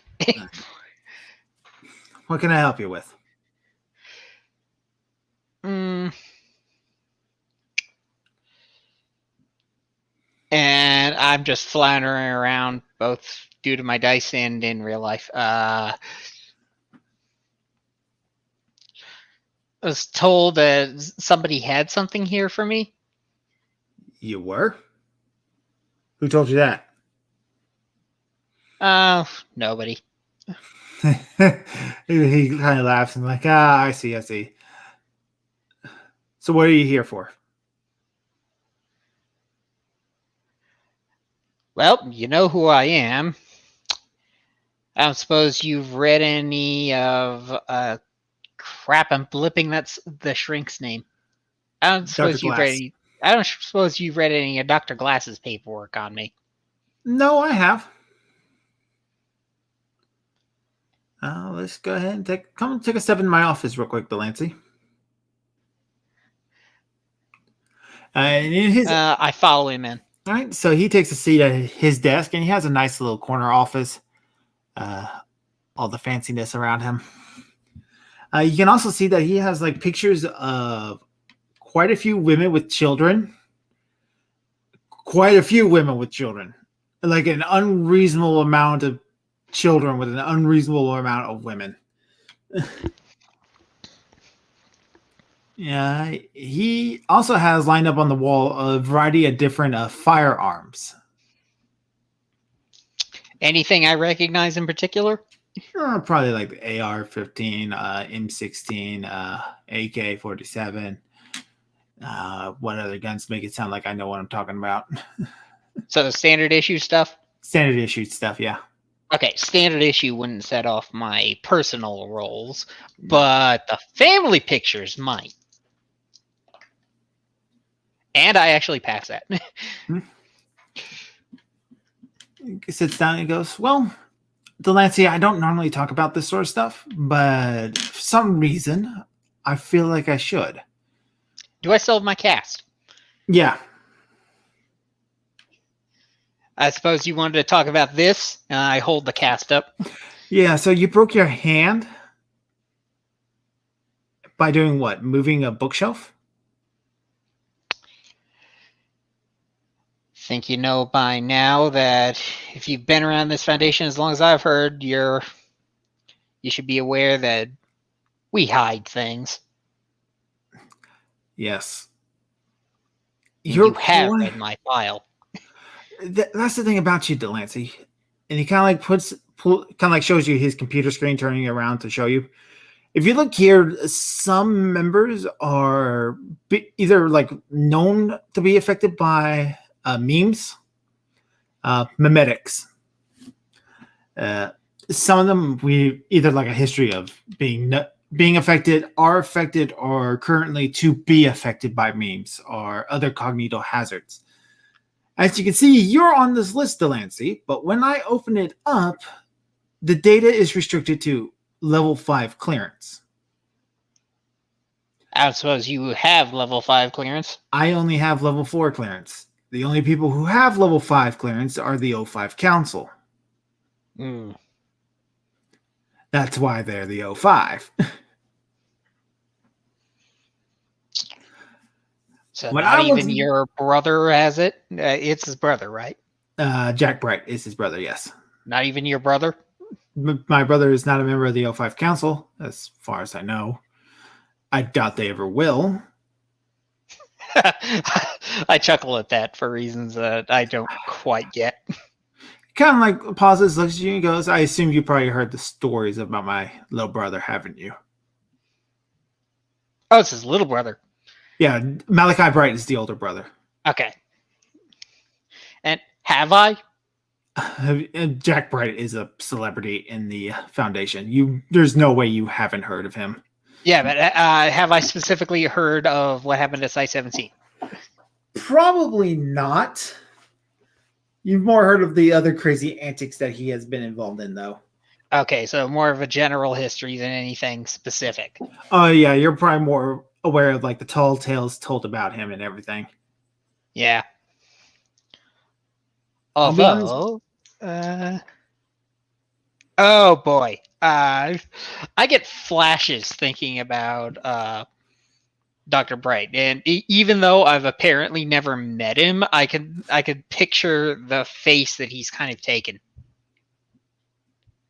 And it's very obvious that I just had another episode, even if it lasted only like a second. I don't suppose that's the kind of mimetic hazard you're talking about. He's going to pull out a device. It looks like a handle with like goggles on it. And he says, I want you to look into this, Delancey.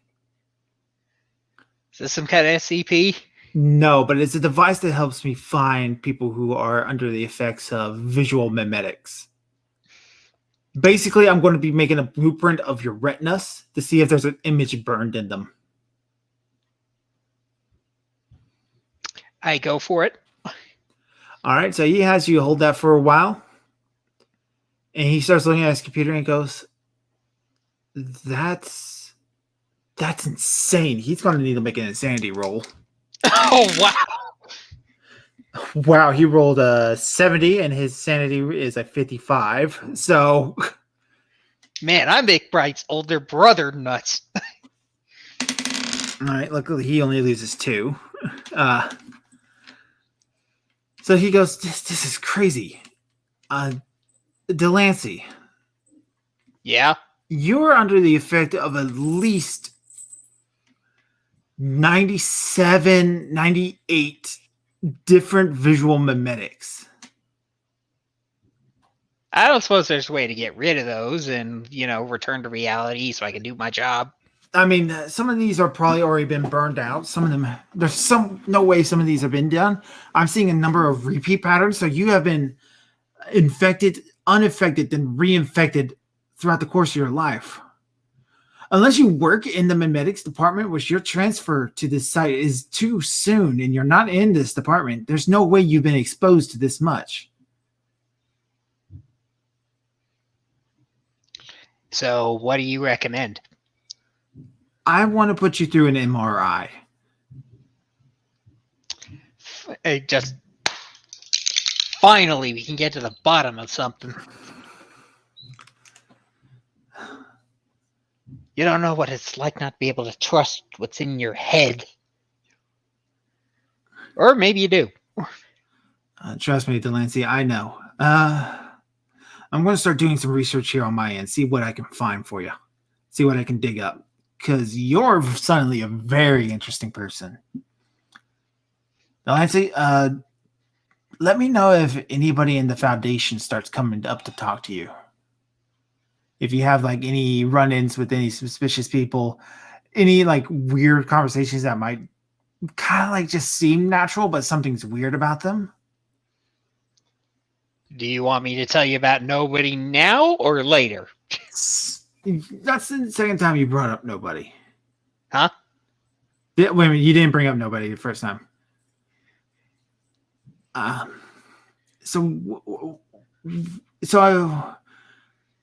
Nobody is a bit of a weird figure. A lot of people believe nobody is just what rookies or, more experienced people use to try to go fudge file reports, field reports, all sorts of things like that. Gives an entity that the O5 can chew on and throw themselves out of cover by doing the jobs when they need to. You know how it is, Delancey. Like, O5 tells you to handle a skip in a very specific way. But the skip, it just won't cooperate. And next thing you know, suddenly it's got 7 bullet holes and it's bled to death. So who's to blame? Well, nobody's to blame. He popped into the room, shot the skip, said something cryptic, then left. He like walked through a broom closet and he was gone. He does that sort of thing. What most people don't actually know is that nobody is an actual person. I imagine I've just been cleared for this right this second. Tell me more. All right, so nobody is this bizarre enigma. He doesn't seem to work for any particular group of interests. He sympathizes with the SCP. He sympathizes with the GOC. He works for the Serpent's Hand. He's done art for the Art Recool yet. He's sold and bought things from Marshall, Carter, and Dark. He's got his fingers in everybody's pie, it seems.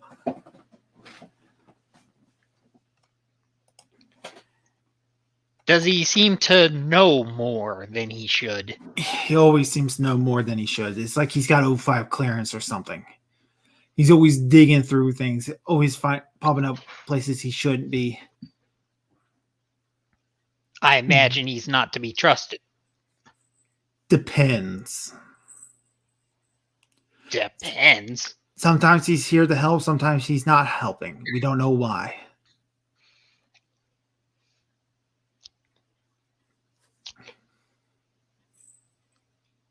And yet this isn't classified as an SCP. We haven't caught him. Haven't any mobile task forces been sent at this guy? A number of them, I believe. A couple of the task force that have been used to try to track down reality benders and either contain them or help them have been sent, and they never caught him.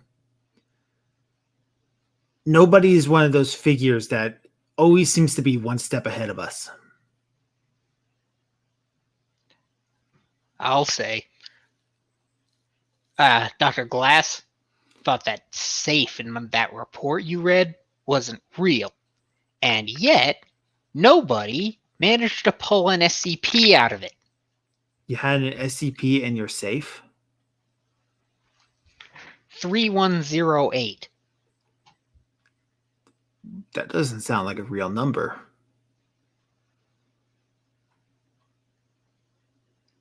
He kind of like starts typing into his thing and goes, so it's a Nerf gun that nerfs things. Yeah, I was looking it up for something I was working on with Dr. Gears, and I feel some kind of connection to it. You think that might be one of these things that I'm talking about? There's one of these things that you were talking about with these mimetic overriding or patterns or something? It could be. You may be under some sort of effect of a mimetic hazard to make you believe these things. Like with your safe and you broke your hand on it, let me guess, you couldn't find the safe, and then you punched a wall out of frustration, and it just so happened to be where the safe was?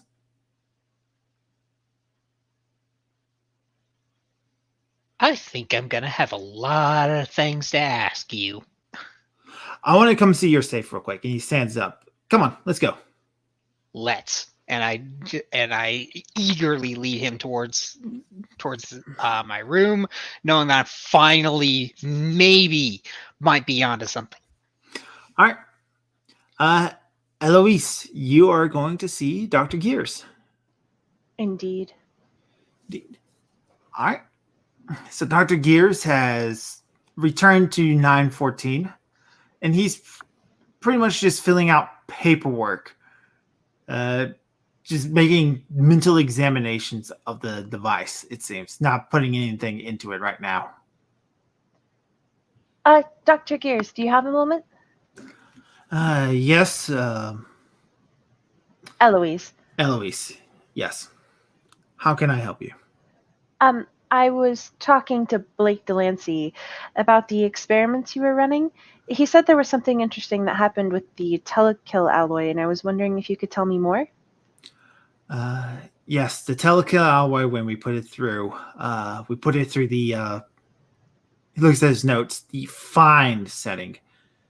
It started to grow in size and then leak a black substance similar to 035. We even heard the mocking laughter of the voice.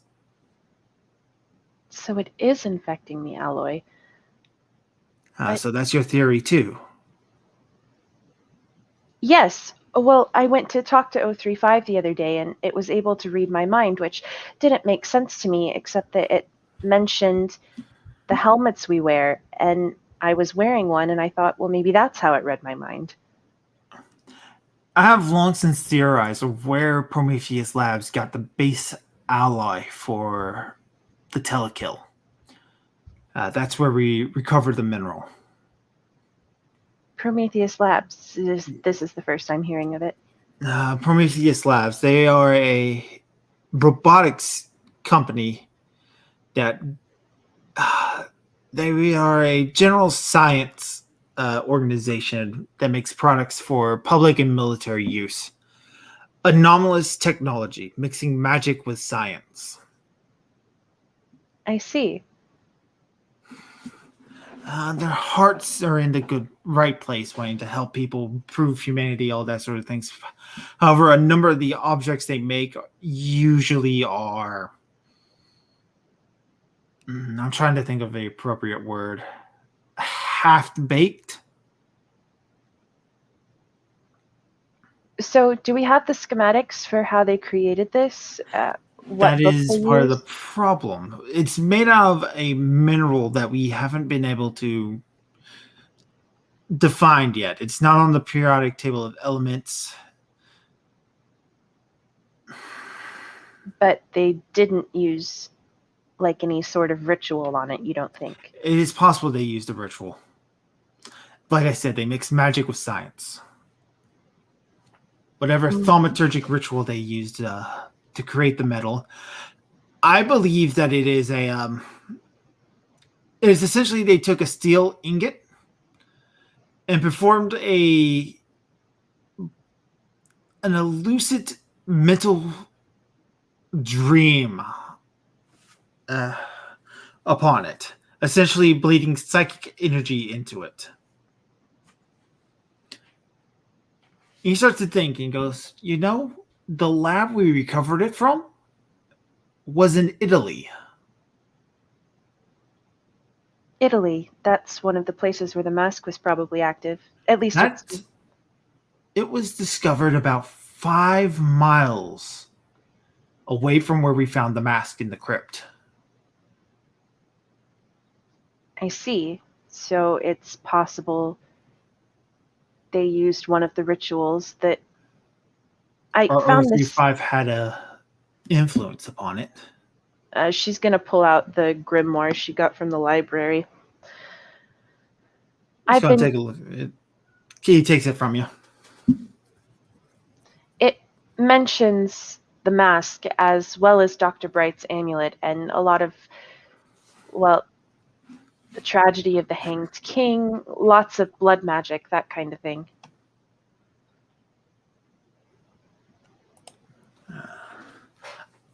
Unfortunately, magic is not my forte. I'm more of robotics and engineering.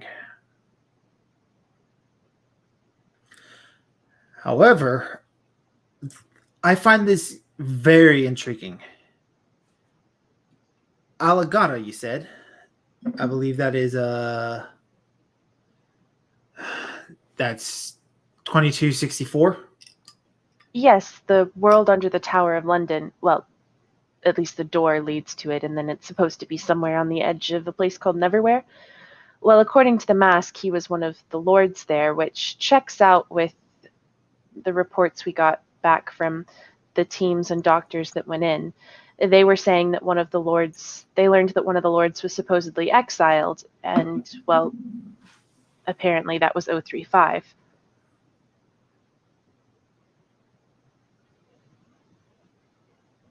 And do you believe him? Him, not necessarily, but as I said, it does match what the doctor who went in there twice learned. Dr. Let's see here. Dr. Kaltux Neverdas, I believe. I probably way butchered that. Perhaps I'm awful with names.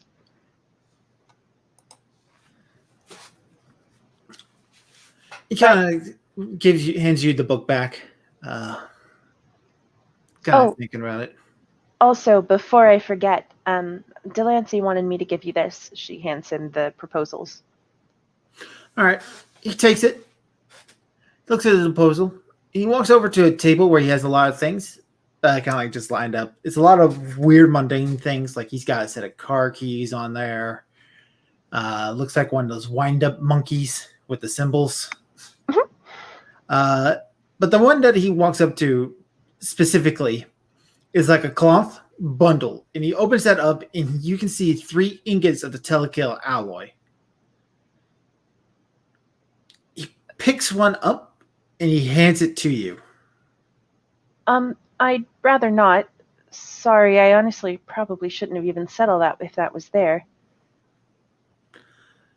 I want you to see if you can find something interesting.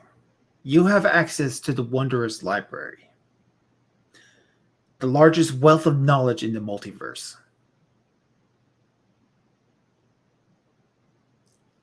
Yes, well, if we're right about it infecting the telekill alloy, I'm not sure I want to take the mask to the largest wealth of knowledge in the multiverse, but I suppose I could leave it in the room. It's he kind of just like that, blinks at the logic that you give, and he like sets it down, and he puts the cloth back over it, and goes, "No, you're right. Don't do that." honestly, even being near it could be hazardous, potentially, if you have access to any classified information rumbling around in that brain of yours. He nods and goes. He calls for guards and says, "Take the alloy away. Put it back in its safe containment. Don't let anybody take any more out." He doesn't look worried. He doesn't sound worried. From what you understand of Dr. Gears is that he has like no emotion. He kind of like thinks, and he goes, "Thank you for your help, Eloise." Yes, thank you for your input, Dr. Gears. Well, I do think there are some things I need to look up in the Wanderer's Library regardless. All right. And she's going to head out. Okie dokie. When you head out, Dr. Gears pulls out the envelope Delancey gave you to give to him, and he opens it up and he reads it.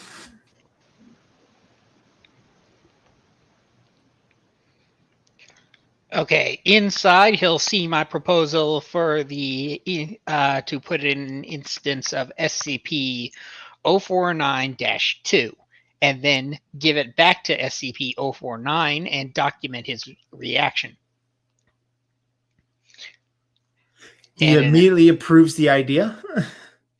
And another, you have a request to put me into the machine, and you see me crossed out and me written next to it, and you just go, oh, for fuck's sake, I am the toaster. Put me in the machine and see what happens. See if I retain my mimetic effects.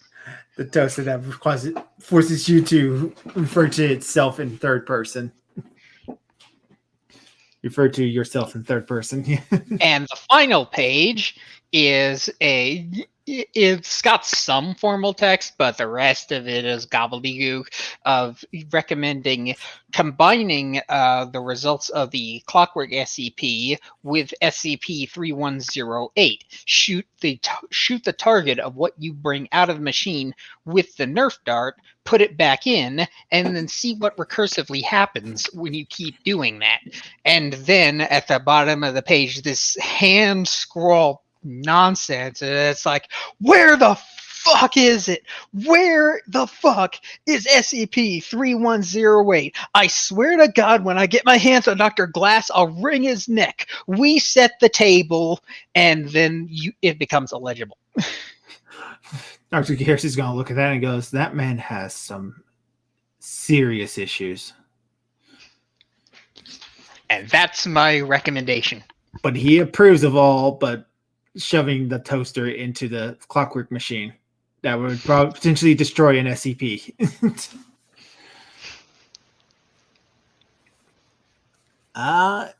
Caspin. Yes. So you were going off to the robotics to try to get started on the work and talk to ICE and everything. And so ICE has presented you with a prototype robotic body. It looks like he stayed up all night to work on this. Okay. Essentially, it is like a four-legged spider with a television screen on the top of it. Is this something that you were looking for? I was thinking more about humanoid the size of a 6-year-old. But, I mean, at least for testing whatever dance software we make, that could be something. How easily...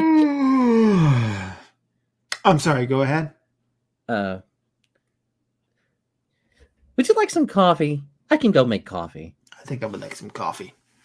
Is there a normal espresso machine? Yeah, there's a normal espresso machine. Coffee. Okay, I'm going to go ahead and I'm going to roll my skill and make some damn good coffee.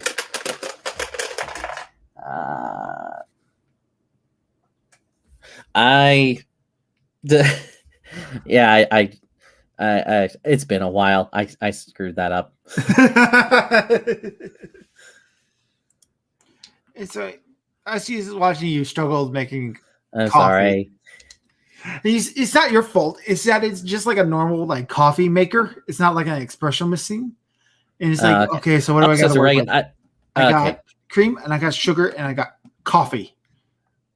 Okay. How am I like, you can't make anything special with this. No caramel, no whipped cream.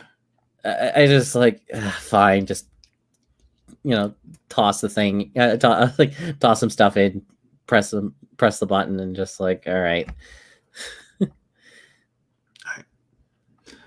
So he kind of looks at the body and goes, "You wanted a humanoid body to teach it to dance."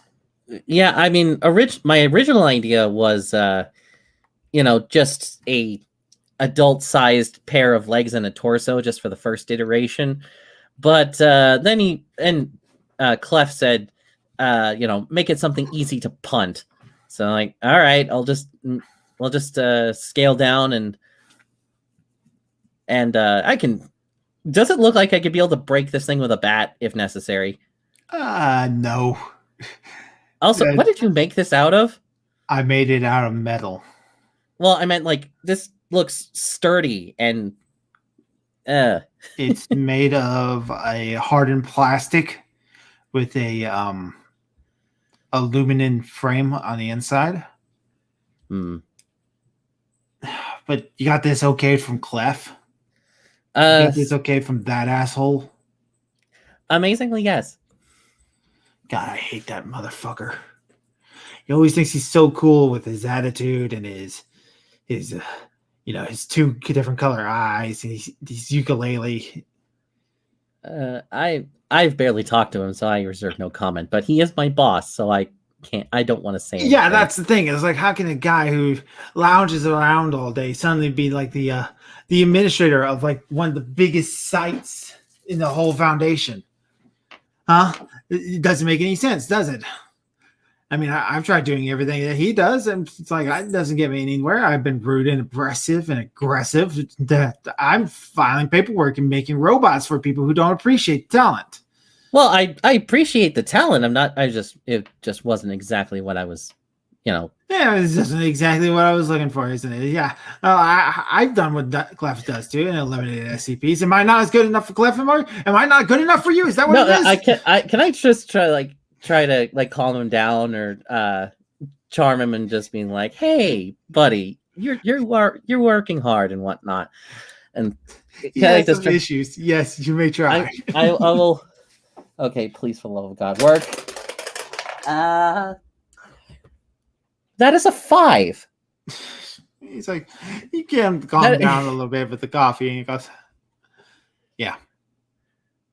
I mean, my initial proposal was something that could easily be taken out in case 079 decided to run away or whatever. And I had some other eventualities, like have a separate system where if it tried to escape the room or anything like that, the battery would explode. You're an explosion. I can do that. Give me another day and I'll have that ready for you. And just make sure. I mean, we want it sturdy enough to, dance and whatnot. But a good hit'll stop it if it tries to run away. We'll make it where you can't get back up if you push it down. Okay. Say, you wouldn't happen to know any good programmers that are available, would you? Because I've kind of been tasked with the harder part of actually teaching it to dance, and I looked through some of the programs we have, and they're absolute garbage. I have much better moves than anything on there. He thinks about it for a moment, and it's like, well, you technically don't have to teach it, just show it like dance step routines from well, yeah, but I mean, I was going to have it's like if there was like motion capture thingy, and I kind of wanted to put myself into this project a little bit, and the programs we have that have dance moves suck. You wanted to program your own dance routines into it. Yeah, I was thinking tap or whatever. Project Fred after Fred Astaire kind of thing. That's the dancer you went with? What? Who doesn't like good, Fred Astaire? Could have gone with like a more notable one, like I don't know, Baryshnikov. Oh, how is Fred Astaire not notable in tap? Come on. He kind of like just looks at you and goes, I'm just gonna start dancing or whatever, and just being like, do I need to roll for that or no? You can roll a performance. Impromptu dance routine. Okay. Yeah, that is definitely a pass. Beyond half success. All right, so he looks at that and goes, all right, fine. I'll get the program written up too.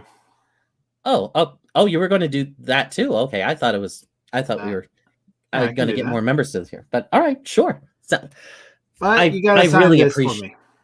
You gotta sign this for me. He hands you a clipboard with a notice of recommendation. I read thoroughly. What is it? What does it say? Pretty much you're recommending that Dr. Iceberg here gets that promotion that he's wanting. Essentially, you outrank him. And he's trying to get basically your job. And that you are recommending him for your position. It's like I'm just like, if you do this right, I was like, okay, I'm going to take it, sign it, take the paper out, fold it up, put it in my pocket. We'll see how you do tomorrow. And I will deliver this myself. Very well. I got a lot of work to start doing. And he goes to sit at a computer. Should I start like recording something or? Yeah. You know, okay. I immediately get to work with either like motion capture or doing some other kind of thing, and just bring it. So it's like, oh, don't forget the old call and response and whatnot. That's classic to any routine, and all that kind of stuff. All right. So he does get you in motion capture too, complete with all like the little white balls on the black clothing. Uh-huh. Do I need to make any rolls or no? Okay. This is silly enough on its own. Okay. Call of Cthulhu, where we're dealing with eldritch horrors that could destroy the world with a blink of an eye. We got a guy trying to teach a robot how to dance. So you guys, your day is fairly busy. Delancey, you go back to your room. Dr. Malachi Bright looks at the safe and almost immediately goes, yeah, there's a visual and perceptual mimetic hazard on this thing. And it's not just affecting me. Yeah, I can't notice the safe either. If I wasn't trained to find this sort of stuff, nobody would find this stuff. It looks like it's fairly recent, like it wasn't built into the safe when it was put in. And so what do we do? If this is some kind of cognito hazard, maybe SCP-500 could cure us or something? No, it's nothing like that. 500 heals like physical and diseases and things like that. I look at my cast hand. I'll take it anyway. I don't think they're going to allow that. A broken hand is not a high enough problem for. He kind of stops and he thinks, he's like, why didn't they just give you one of the copy pills? There are copy pills? Essentially put that we were able to figure out how to make copies of SCP-500 that don't work as well. I'll take anything you got at this point. All right. Go back to the infirmary, ask for one of the copy pills. You need your hand for your work. Yeah, if nothing else, kind of curious as to what else it'll do, but if it can just get me out of this stupid cast, that'll be fine. Maybe do something about that slight tingle in my foot, but... Right. He takes a piece of paper and like puts it over where the safe should be. You're having a hard time noticing it. And he kind of like takes a pencil and like does that like side scrape thing where it like makes the image appear on the paper. Oh, like a coal rubbing. Yeah, cold rubbing. That's what it's called. And he goes, I'm going to get these studied real quick for you. Finally, someone around here is taking things seriously. Stravnikov thought I should date Eloise. Speaking of which, Eloise, what do you do after you leave Dr. Gears? You went back to the Wonders Library, I believe. Well, she's gonna stop in her room first, and she's gonna look up the in her translation thing the word for metal, and then when she finds that, she's gonna go through the grimoire and look for any mentions of metal. Yeah, the grimoire does make a mention for a metal that essentially can dampen or strengthen the mind based on its casting. Okay. And then also has like all the studying and stuff she's been doing, has she gotten anything else out of the grimoire just in general? You eventually find like a passage somewhere inside the book where it looks like people performing a ritual that will create a basically a phylactery. It is a device that will hold a person's soul when they die. You've seen this picture when you briefly pass through it. It looks like a couple of people in masks performing a ritual. That mask that you saw has changed from comedy to tragedy. Oh, like it changed in the book? Yeah. Okay. So that's 035 then. And then, also the pictures that she got from Ice last game of the walls, was she able to translate those? Yeah. A number of them are blood rituals, long life rituals, rituals that will bring you power, glory, wealth. One of them is, I know who killed your mother. Oh.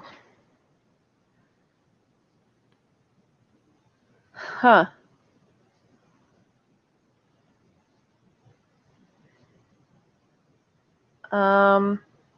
And is there any kind of date stamp on these pictures? Yeah, some of them have date stamps. Like some of these are from years ago. The most recent one, which is the one that tells you I know who killed your mother, is from 2 days before you went and met him. Okay.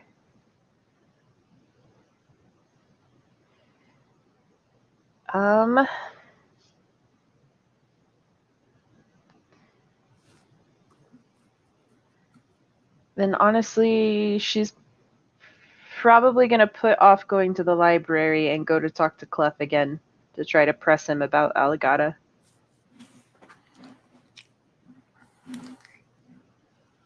All right. As you're making your way through to Clef's office, you pass by the infirmary where you meet up with Delancey, who's coming back out with a fully healed hand. Nice. Oh, hi, Delancey. Oh, hey, did you get my proposals to Dr. Gears? I did, and I talked to him more about that telekill alloy. You figure anything out? Yeah, between that and this grimoire I got from the library, it seems like telekill alloy, the people who made it, I think they were using some pretty dark magic, that the same stuff that was used to create Dr. Bright's amulet, and potentially as well as the mask, if not used to create it, it's magic used by the mask, which is probably why he can control the alloy. I have another episode at the mention of Dr. Bright's amulet. I am getting really tired of this crap. What exactly are your episodes, if I might ask? Hang on a sec. Okay, I think you're pretty trustworthy. It's like you mentioned the amulet, and I could immediately sense who you were talking about. I've never met him before, but it's like holding out a piece of candy to me, and it's like it goes, and then bam, it's gone. Interesting. Is Jack nearby, by the way, if we're at the infirmary? Yeah, as you guys are walking past the infirmary, you see Jack Moore being loaded up on a bed. She's gonna rush over to him. How long has it been? He probably got found like an hour or two ago. You're just now noticing him as you look around. Okay, so he's still very, very out. Yeah, he's still very out. His eyes are open, but yeah, he is like the lights are on, but nobody's home. He's AFK in real life. I talked to the nurse or whoever's loading him up on the bed. What happened to him? We found him passed out in the middle of the hall. What happened to the girl that he was carrying? Did she get fixed up? No, there was no sign of her. That's odd. She was too injured to even walk by herself. I like to look over Jack more. It's like, he's going to be fine. We think his paralysis is temporary. He's able to mutter a little bit. Jack, can you give us any sign that you're okay? Nine. Well, if they're gone, Nine. number 3. 9. That's 9. German for no. He's not okay. 999 999. AU. Jack, you're 9. just looking up, and it's like all Oh these people are like, shit! Eloise just takes off down the hall towards Clef's office. She got the 9. Don't worry, Jack. "You did it, Jack. You saved the day. You got the message." I was just trying to figure out, like, okay, how can I display it in like one word? Oh, the 9, the 9 tails. So just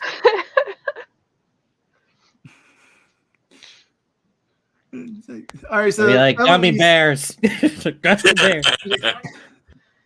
All right, so Blake, Eloise just took off, saying she needed to go see Dr. Clef. Has SCP-500 duplicate has any psychological effect on me? No, it doesn't have any psychological effects. How about HP effect? Yeah, you're fully healed. Okay, I just get the instinct to follow after Eloise, and I have more questions about this library. I don't bring it up yet, but I want to ask her about it when things settle down, because things are clearly about to get a lot hairier, so to speak. All right. So, Eloise, you go charging into Dr. Bright's office, not Clef's office. Clef, we have a problem. All right. So you go charging in. Clef, we got a problem.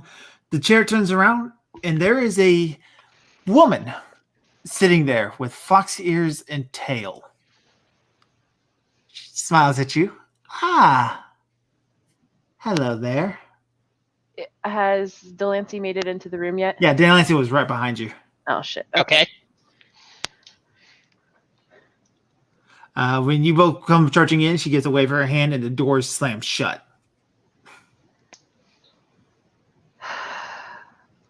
Hello? Jack Moore, that was you, wasn't it? She looked like she was about to start a big villainous evil monologue, and she just looks at Delancey and goes, "No, that was anyway." What was that? I think you broke up. And she goes, "No, that was just anyway." She kind of like gave up mid sentence. I'm trying to explain that she's the one who slammed the door shut. Answers, Fox. I roll threaten, intimidate. Eloise kind of kicks him in the shin a little bit. This is not the SCP to try that with. Nah, you're not going to be able to intimidate this creature. Eloise is going to give a very formal bow. How are you this evening, ma'am? Ah. Finally, somebody who knows how to show one's proper respect. Please take a seat. I only want to have a conversation. She sits at one of the chairs across from Clef's desk. Well, if you want to talk, that's all I wanted.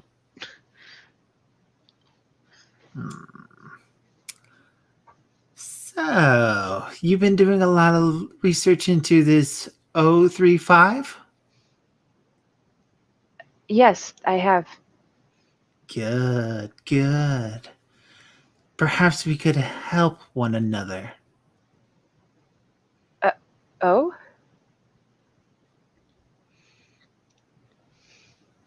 What interest do you have in 035? I have a friend who has dealings to deal with him. Or it, rather. I see. What do you know about the Davites? I know about SCP-140, their chronicle, or, well, one of their chronicles, that they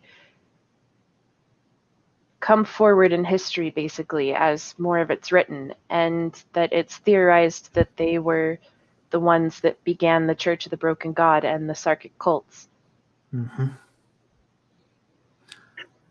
It's quite an interesting line that we have here. We have an old AI that is potentially his consciousness, if these records are correct, from what you theorize at least. We have an indestructible reptile of biological origins. And I provide the final piece by knowing where the last remaining Davite is.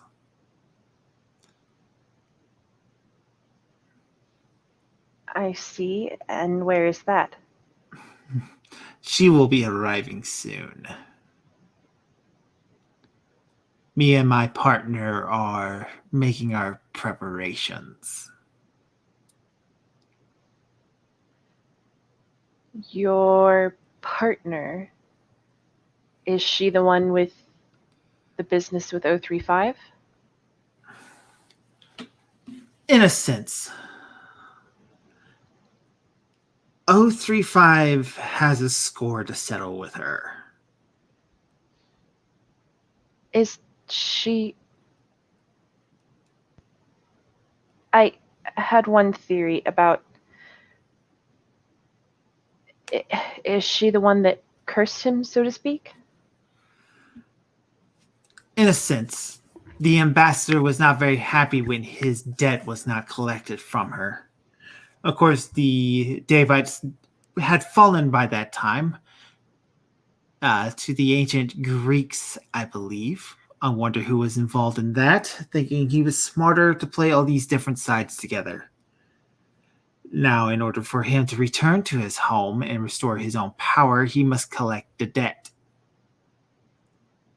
And when you say she and last remaining Davite, does that make her a Deva? In a sense, I guess. What do you know about what happened at Site 17 5 years ago? I know that some of the SCPs had strange mental links. I know that there was some sort of containment breach and attack from the Serpent's Hand. The group that you call Little Sisters, or the Black Yes. Queens, depending on which universe you're in. I just barely dodge an episode. I know that according to the Foundation, Aurora, or 239, I believe they call her, is still there under comatose, but the Little Sisters don't think so. That is a bit of a trail off from where I want to go. Did you know that another SCP escaped during all that? SCP-336. 336. I'm sorry, I'm bad with all the numbers. The code name that the SCP Foundation gives her is Lilith. I see. Lilith is in biblical Lilith. Well, pre-biblical for that matter. Pre-biblical. Tarek, Lilith. And you're saying that's your friend? Is she the Deva? When I was escaped, me and her had made contact. It's very important for me to make this contact because I start to hear a voice in my head. 035. You got it. Lilith has my pearl. Your little plan that you were cooking out here with Dr. Clef wasn't going to work. I'm not that stupid. Well, in my defense, I was a little desperate. After all, you're a being of significant power. She smiles deeply. Thank you. So Lilith is going to come here, settle the debt with 035. I help her. I get my pearl. There's still just one last thing that I need. And what is that's that? where you come in.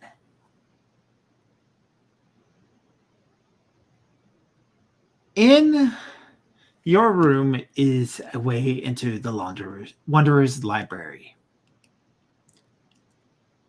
I know Lilith is going to try to backstab me on the way out of this. If she has my pearl, she's not going to give it to me. If she does, she's going to make sure I don't get to use it on her.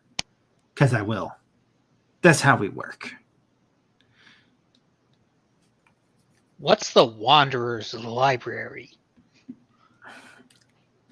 It's a doorway to everywhere in the universe. I just looked at your key. I don't know how it works. So Key you're going to K-E-Y or Key K-I? Key. Okay. I don't know how it works, but I know you do.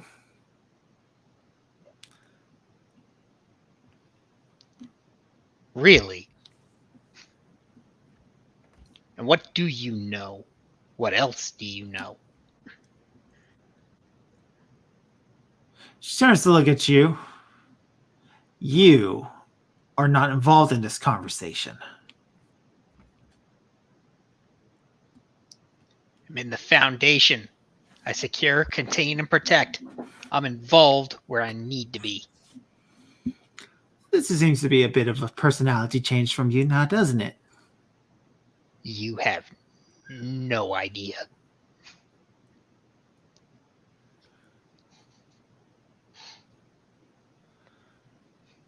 She kind of just snorts, just goes, all right. Turns back to Pearl. Not Pearl, Eloise. Where did I get Pearl from? Really? She has a I mean, it pearl. makes sense. Yeah, she's I've really only drank focused on one that pearl. Smirnoff. Oh god, the GM, the GM's drunk. I'm not drunk. It's only 4% alcohol. 4.5% alcohol. Or 45%. I don't know. I can't see the That's a big difference. that. Uh, What did you do with Clef?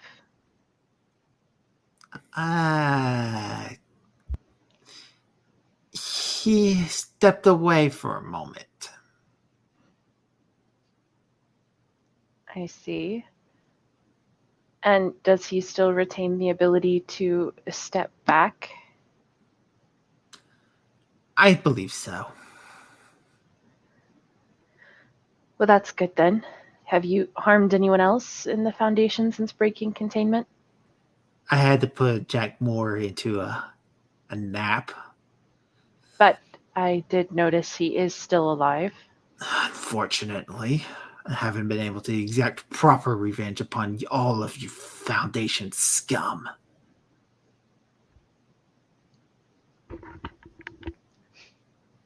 And she wonders why I took issue with her.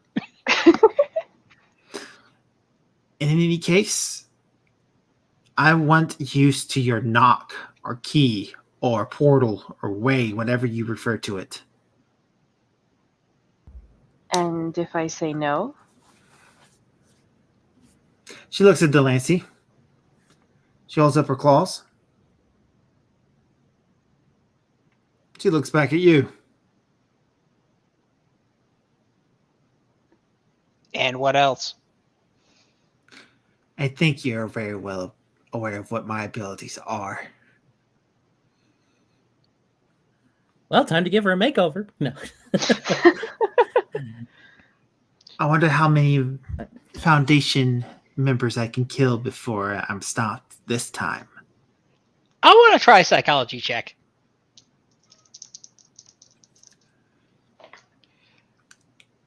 Uh, 67, no. Does Lilith know about my doorway? No. As far as I know.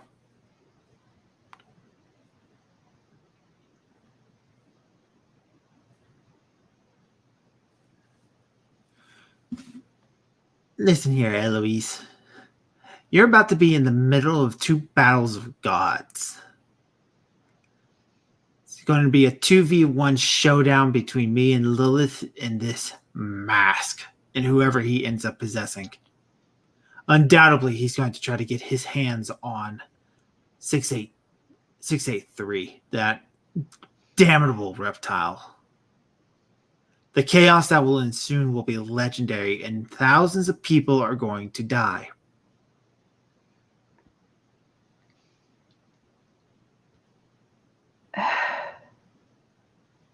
The knock is actually pretty simple. Eloise is going to hold up her wrist and take off the ribbon. This mark on my wrist, it allows me to go in and out of the mirror. All right, she's going to take a look at the mark. I'm going to roll a knowledge check on her. She is very intelligent, so it's going to be a very hard bluff to pull off. Nick Brown, you can only get this portal key if you beat the robot in a dance-off.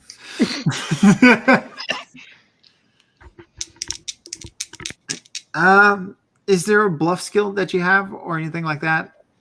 I mean, there's persuade and charm and those kinds of things, but I don't think there's like a lying one, no. Unless, no, I don't know. You've been incredibly charming and playing up to her ego this entire time. Yeah. Yeah, so I'm going to give her a disadvantage because she's willing to believe you because you seem very subservient. Okay. Holy shit! Should I be rolling charm too? I have been rolling so cold. Crow, stop that. I am... That was such a good idea too. Yeah, I know. It's 82. She rolled an 82. Oh wait, that's bad. Yeah, that's bad. Yay! Oh, okay. I thought you were saying you rolled really good. I was about to be devastated. Holy shit, she believed you. Yes!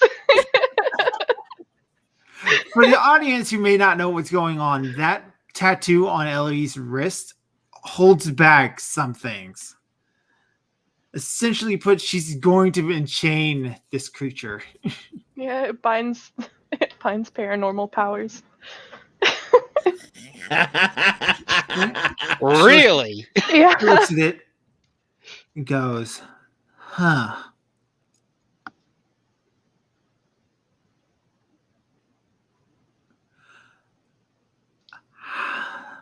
She starts to draw her hand across your wrist.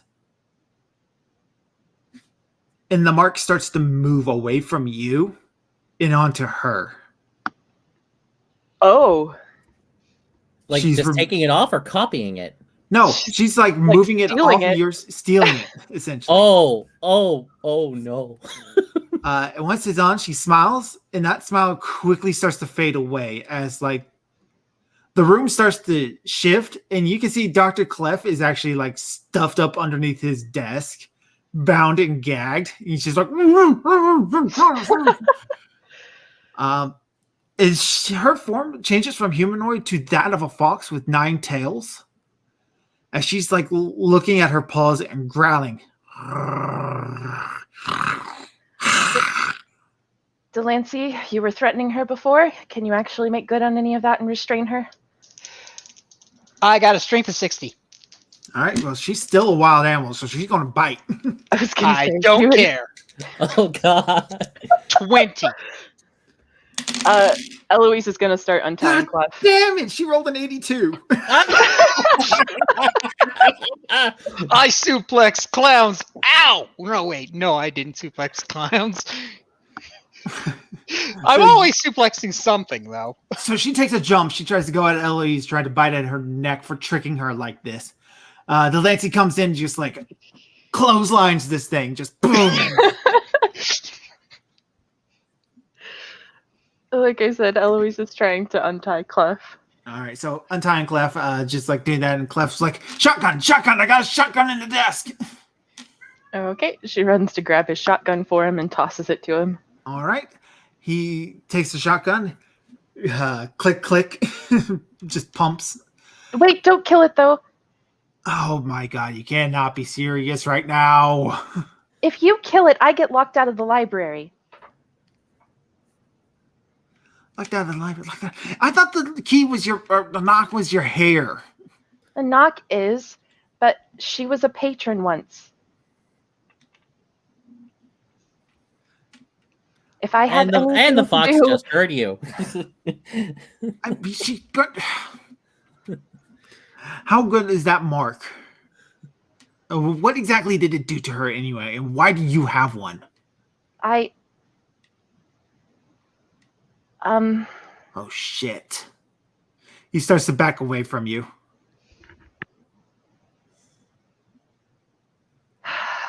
Well, I take it you figured it out then. He lifts the shotgun and points it at you and goes, on your knees. This is ridiculous. But she does what he says. Hands behind your head. God, you really are a book burner. I aren't said you? hands behind your head. She does it. All right. Don't you try anything silly right now, Reality Bender. You mean besides saving all your asses? The reason you saved all our asses is the reason why I didn't just shoot you right now.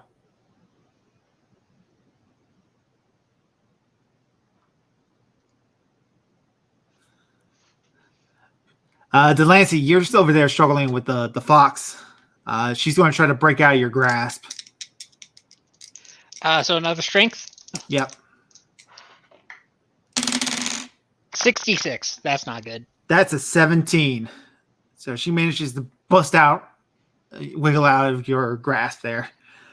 And she's going to make a beeline right for Clef because he's the one with a weapon. So she's going to make an attack against him. Oh, shit. Is Clef dead? Don't. Oh, shit. He might actually be dead. Oh no! You see her Can pounce? Eloise cast a spell? Absolutely. Okay, Eloise is gonna, I don't know, fire some sort. I don't actually have the spells pulled up. Just fire something that'll knock her off her current trajectory, basically. The most basic spell that I know of is Mind Blast. Okay. Do you know what I rolled for that? So you would roll. The victim of the spell loses 5 sanity points. The spell costs the caster 1d3 sanity points and 10 magic points. Okay. Costs. Hold on. 1d3 sanity points, so down 1 sanity. And 1d what for magic points? It says here 10 magic points. Oh, just 10 straight up? Okay. Yeah. Okay, so I cast that. All right. To succeed, the caster must successfully match magic points with the target on its resistance table. So you roll the 2d10s, and I have a table I look at to see if it works. D10s, so 6. Oh, I'm sorry, d100, not d10. So Oh, I just roll 1 d100. yeah, Okay. 93. 93. Uh-oh. It's not very good, even for Am I a trying to get under? Yeah, it's just like the normal d100 roll. Okay. Am I allowed to push it on magic rolls? I don't know. Yes, I believe you are. So you Okay. can.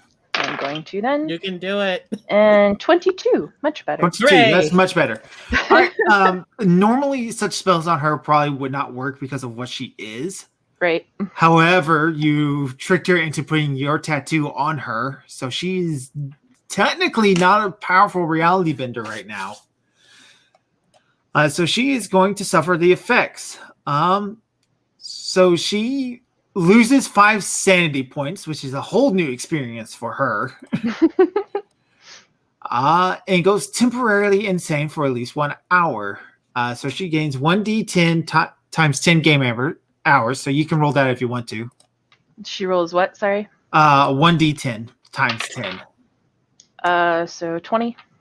So 20. So for the next 20 hours, she is insane. So the same thing that happened to Jack Moore? Yeah, exactly. And you can roll another 10 to see what type of insanity she's suffering from. 6. So this goes temporary insane, so 6. She is uncontrollable tics, tremors, or inability to communicate via speech or writing. So she just starts to twitch about Gave her a fucking seizure. Oh no. So that causes her to actually miss Clef, who whips around with the butt of his shotgun and just whack. So she's out cold on the ground now. He's going to turn to look at you and go, just kind of like, he's finger on the trigger, just.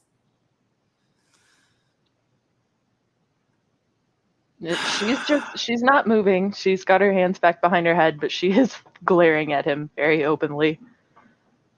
You're welcome. I He step lowers in a his- little bit. Sir, you think this is a good idea? No, it's not a good idea. He lowers the shotgun. Get up, Eloise. And she stands up. And you just hear him kind of mutter something under his breath, like, damn you, Dr. Breyer.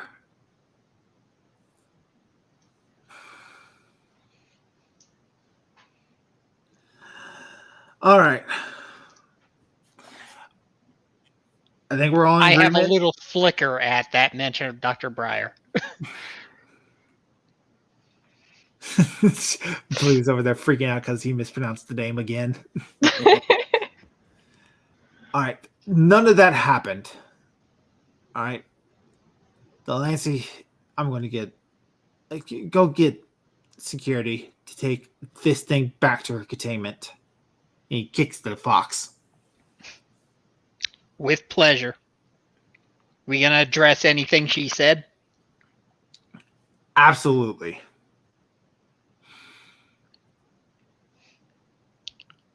I'll see if I can have the table set before that happens. Cliff is So- just going to look at you. It goes, huh. Turns to look at Eloise.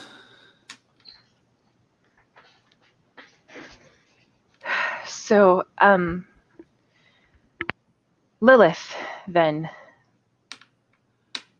Will she still be able to attack 035 without the Gumiho's help? Possibly. I don't know why she told us all that. It sounds like she was trying to throw Lilith under a bus.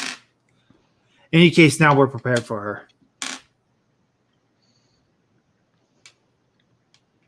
And also, 035, I did manage to talk to Dr. Gears and confirm some things. He also shares my belief that 035 is capable of projecting himself through the telekill alloy. And I was checking a grimoire I found in the Wanderer's library, and it seems like the alloy was made using the same sort of magic that 035 deals in. Potentially some sort of blood sacrifice ritual. A lot of the stuff in here is blood sacrifice rituals, honestly. It doesn't surprise me with what 035 is.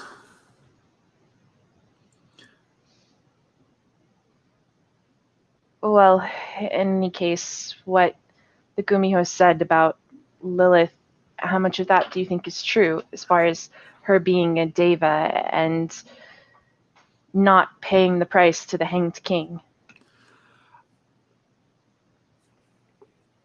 I believe none of it, but we're going to prepare for it like every bit of it was true. I see. Should I still be preparing to go to Alagata? Did the O5 Council get back to you? 05 Council hasn't made on that yet. I would give that 2 or 3 more days at the very least.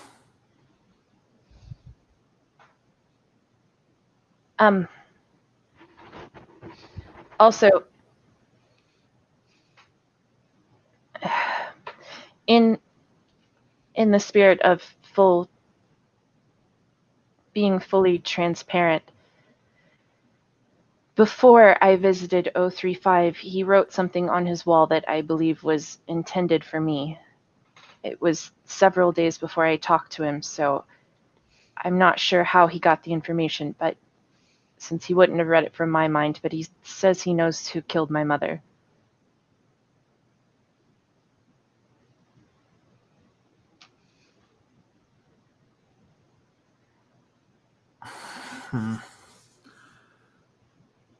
I would take that as a trap. Oh, certainly I think it was his way of trying to appeal to me, but also it means someone else at the Foundation does know not only about why I'm here, but also who killed her. Who do you think killed her?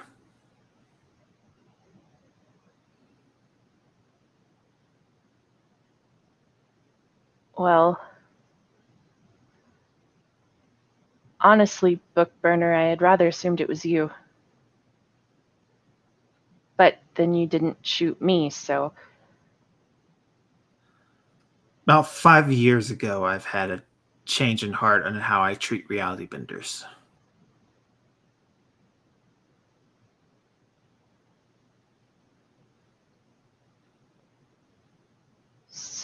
it was you then?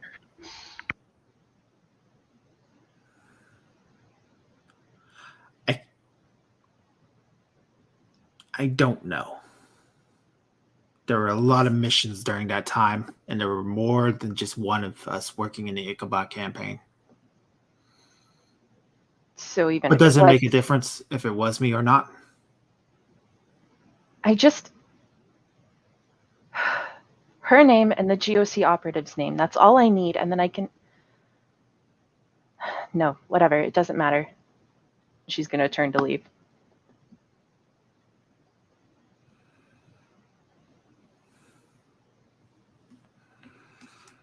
All right.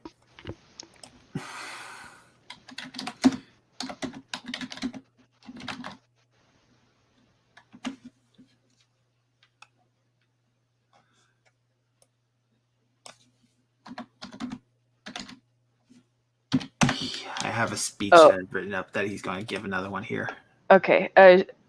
If he does let her leave, I don't know if he's giving the speech before she leaves or not, but if he doesn't stop her, she's on her way to see if taking away the Gumiho's powers woke up Jack.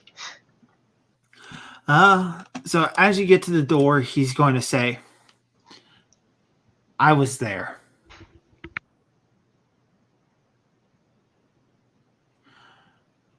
I was there when a man ripped through 5 steel doors and tore men in half with his bare hands. I was there when horrible things erupted from a plane in mid-flight and set the sane world ablaze. I was there when the green made the dead dance and scream. I was there when the orders came through, when the orders were carried out, and when they told us they needed to be carried out once a day, every day, for the rest of her life. I was there when the 2 best men I have ever known crumbled in an instant because they looked away, and I stood there, staring into that ridiculous face. That absurd, ridiculous face. I was not surprised when I found out you were a reality bender. Be honest, I kind of guessed it. That was the last time I was ever surprised. I honestly don't know if I killed your mother. But here's the thing you're going to have to ask yourself. Is revenge what you want? Is revenge what she wants? And if it does turn out to be me, what's to stop my daughter from coming to get revenge for you killing her father?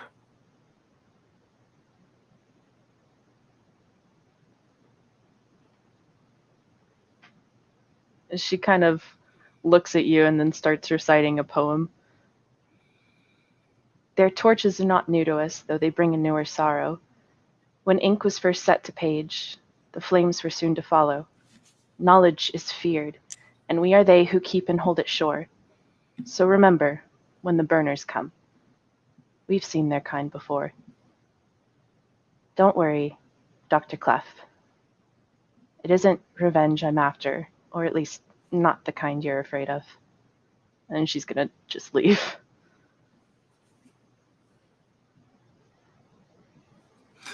All right. We need to get to Jack Moore in the infirmary. He is feeling a lot better all of a sudden. Jack, it's so good to see you, well, cognizant. And Jackson's looking very annoyed and angry. Just and like, how much of the paralysis is left, or is it all gone? You're still having trouble walking, but you are able to stand, and you kind of like just like basically movement is the best thing for you as you get the numbness shaken out of your body. Yeah, so basically, Jack's got a cane now, right now. It's like whenever you get Novocaine put into your your mouth and stuff, so like your lips feel like super fat. It's Yeah. I can't believe she got the better of me on that one.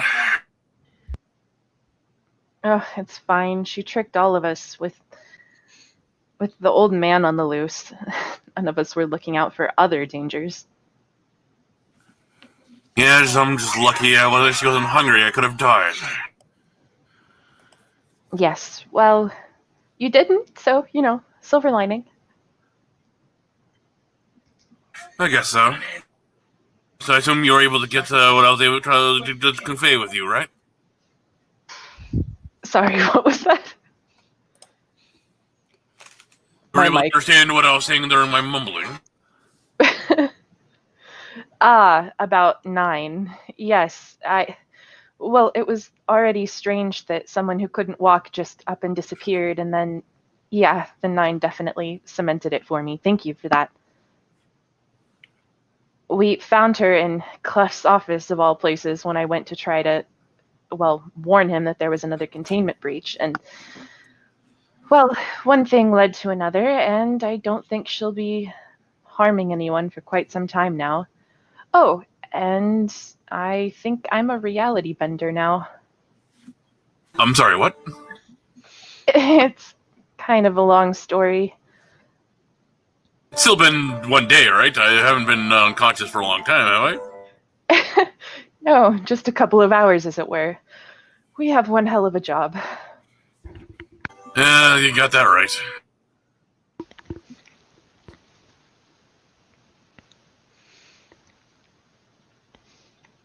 Still,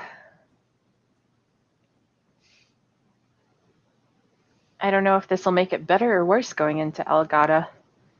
Assuming they let me anyways. I mean, before... I don't know. I guess I just feel like it might be a little harder to keep myself grounded, so to speak. I know the feeling.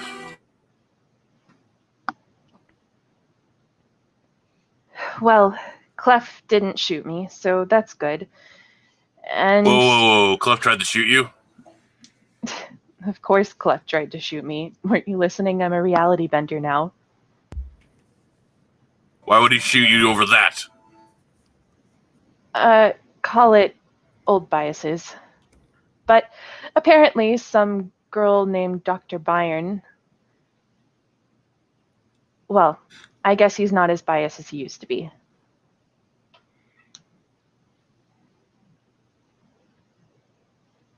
And Moore's just kind of gripping the head of the cane really tightly. Are you okay, Moore? Jack? Clef should not even have attempted that. I suppose I could have stopped him if I wanted to, maybe, although reality bending doesn't really work on him, so then again, maybe not. But, I don't know, I kind of wanted to see what he would do, even if it ended badly, you know?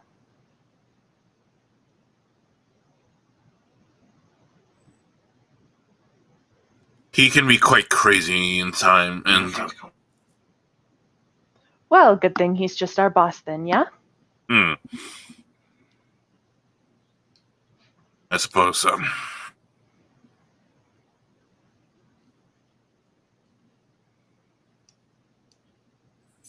Well, it's been a long day, night. What time is it? It's tomorrow, basically. So I Hi. assume Delancey was successful in getting you that security you need to relock up the Gumiho without incident. Yes. So the Gimiho is back in containment and now even more contained because now she has a reality suppressing bind upon her that is not telekill alloy based. She looks incredibly miserable though once she's no longer paralyzed. So to give us our little bit of a cliffhanger to end this off on, we're going to time skip a couple of days into the future. As you guys are doing your variety of different projects, roaming around the artifacts and things. Eloise, you are denied access to Alagata. It's just not even much of a vote. Apparently it was like a 12 to 2, not 12 to 1 vote that to deny. I couldn't count to 13 apparently. So she's gonna be exceptionally mopey. Just for like the next 5 days now. Yep. But it's hard to be mopey because you, Moore, and Delancey are all invited to watch Caspian put 079 in a dancing robot body. Oh boy. So Caspian, you pull out the disc from the old computer that is wheeled away before anything else, and you are getting ready to put it into the new robot body. I'm like, Iceberg- wait, hold up. Does someone have a video camera? I promise this would be filmed. Iceberg kind of like holds up the video camera. And he's just like, yeah.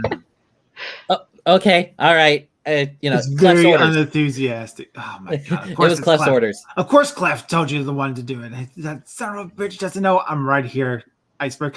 Clef is the greatest guy in the world, isn't he? He's just. Well, plus, why wouldn't we film this anyway? But okay, I put the disc in. Clef has his own camera. You're like, I want to see this. I want to see this so bad. And I put the disc in, press the button, and then I run over to wherever the sound system is and turn it on.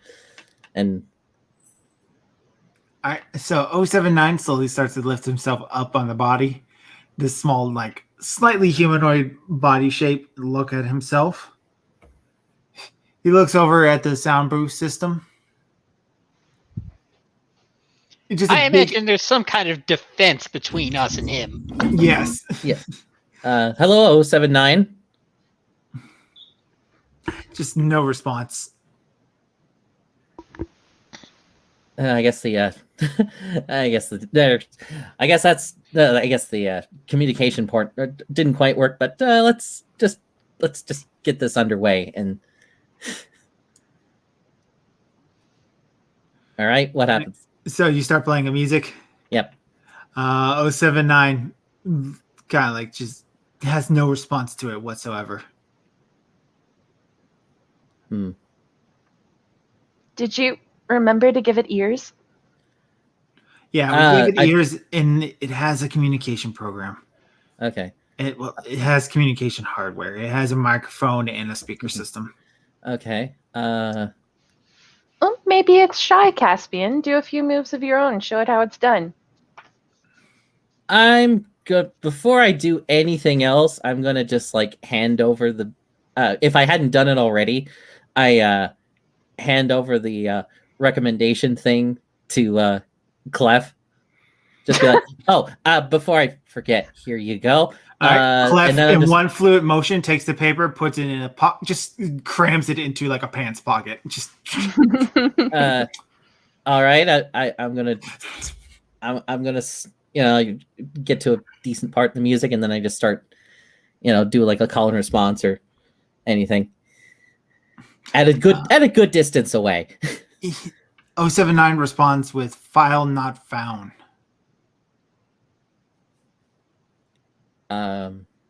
We did put it in there, right? 079 responds correct. File deleted to make room for memory space. Memory space capacity now to the equivalence of 3 months. Oops. Processing power has increased by 300%. Get the bat. If you've got security protocols, now is the time to use them.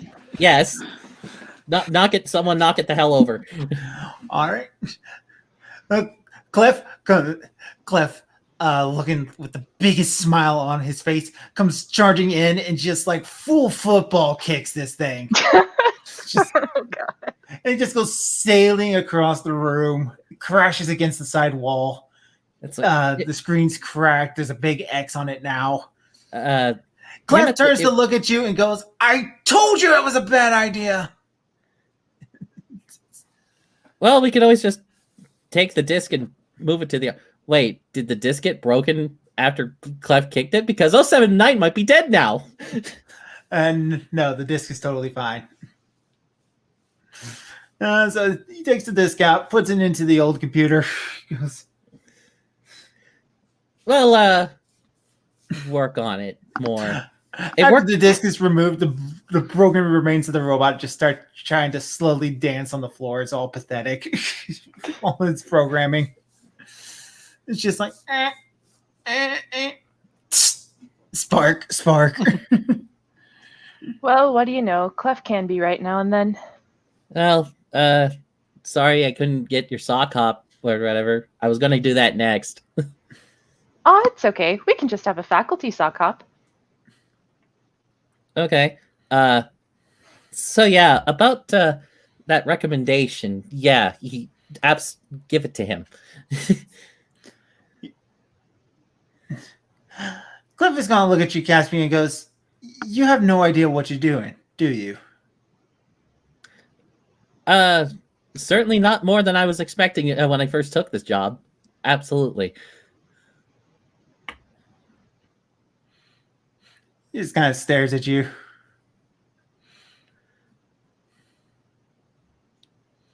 No, I mean, you don't know what you're doing, do you? Like, you have no idea. No, I don't. Well, I know bits and pieces, but not really anything. All right. Caspian, you're demoted. Congratulations, Dr. Iceberg. You're promoted. Come on, Clef. That's not fair. It was my idea. He was taking my recommendation. It's okay. Don't worry about it. What am I demoted to? Clef just smiles at you. Good news is that I need a new secretary. Works for me. And that's where we're going to end the game. No, poor Travis. It's the worst job at the Foundation. Freaking Class D would be better. No, I would think not. Dealing with Clef would be much better than having my face melted off. You're going to regret that. You won't still have your face melted off. Oh, I don't know. You're going to regret that statement. It's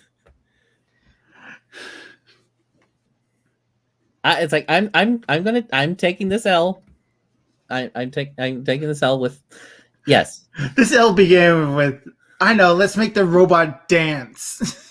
It was worth a shot, and it didn't work. So now it's smarter.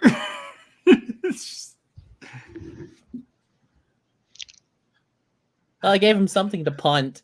That's like. Sorry, guys, but I don't know how to handle this one. It's like the robot wouldn't do it. Everybody's upset at me because I didn't make the robot dance. No, No, it's fine. We all knew the robot wasn't going to dance. I wasn't expecting it to work in any way, shape, or form. But I was like, I'm going to fucking try it, and Ice worked so hard on that, on doing my job for me. Ice don't care. Ice got promoted. He's no longer Paperboy. Now you're Paperboy. So what is Ice doing? apparently. Now he's designing AIs for the Foundation. Hey, Ice, if you ever need coffee, just hit me up. Thank you for all of your hard work. I really do appreciate it, and I had a lot of fun. Travis is too nice. I'm dying. Oh, Travis is too wholesome. Yep.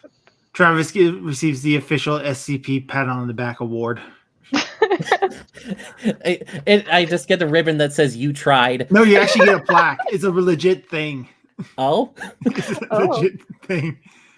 Yeah, it's the butler's handbill has it featured of the agent, instead of just taking it and having a butler for himself, he gets the official pat on the back reward. Oh man, I should have thought to put the butler in the clockwork machine, then ring the bell and see what happens.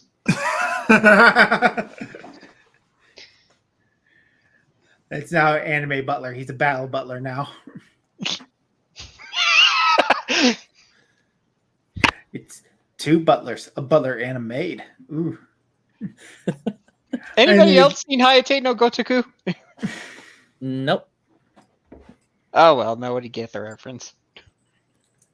All right, and that's where we're going to call it for today. Thank you guys for coming. It's always a pleasure to get to perform for you guys, and thank you to the players for stumbling along this wonderful little trip of ours. That's one bad guy down, though. Travis is now secretary. Moore is now slightly crippled. Delancey's going slowly more crazy, and Ellery's maybe a god now. So, hooray!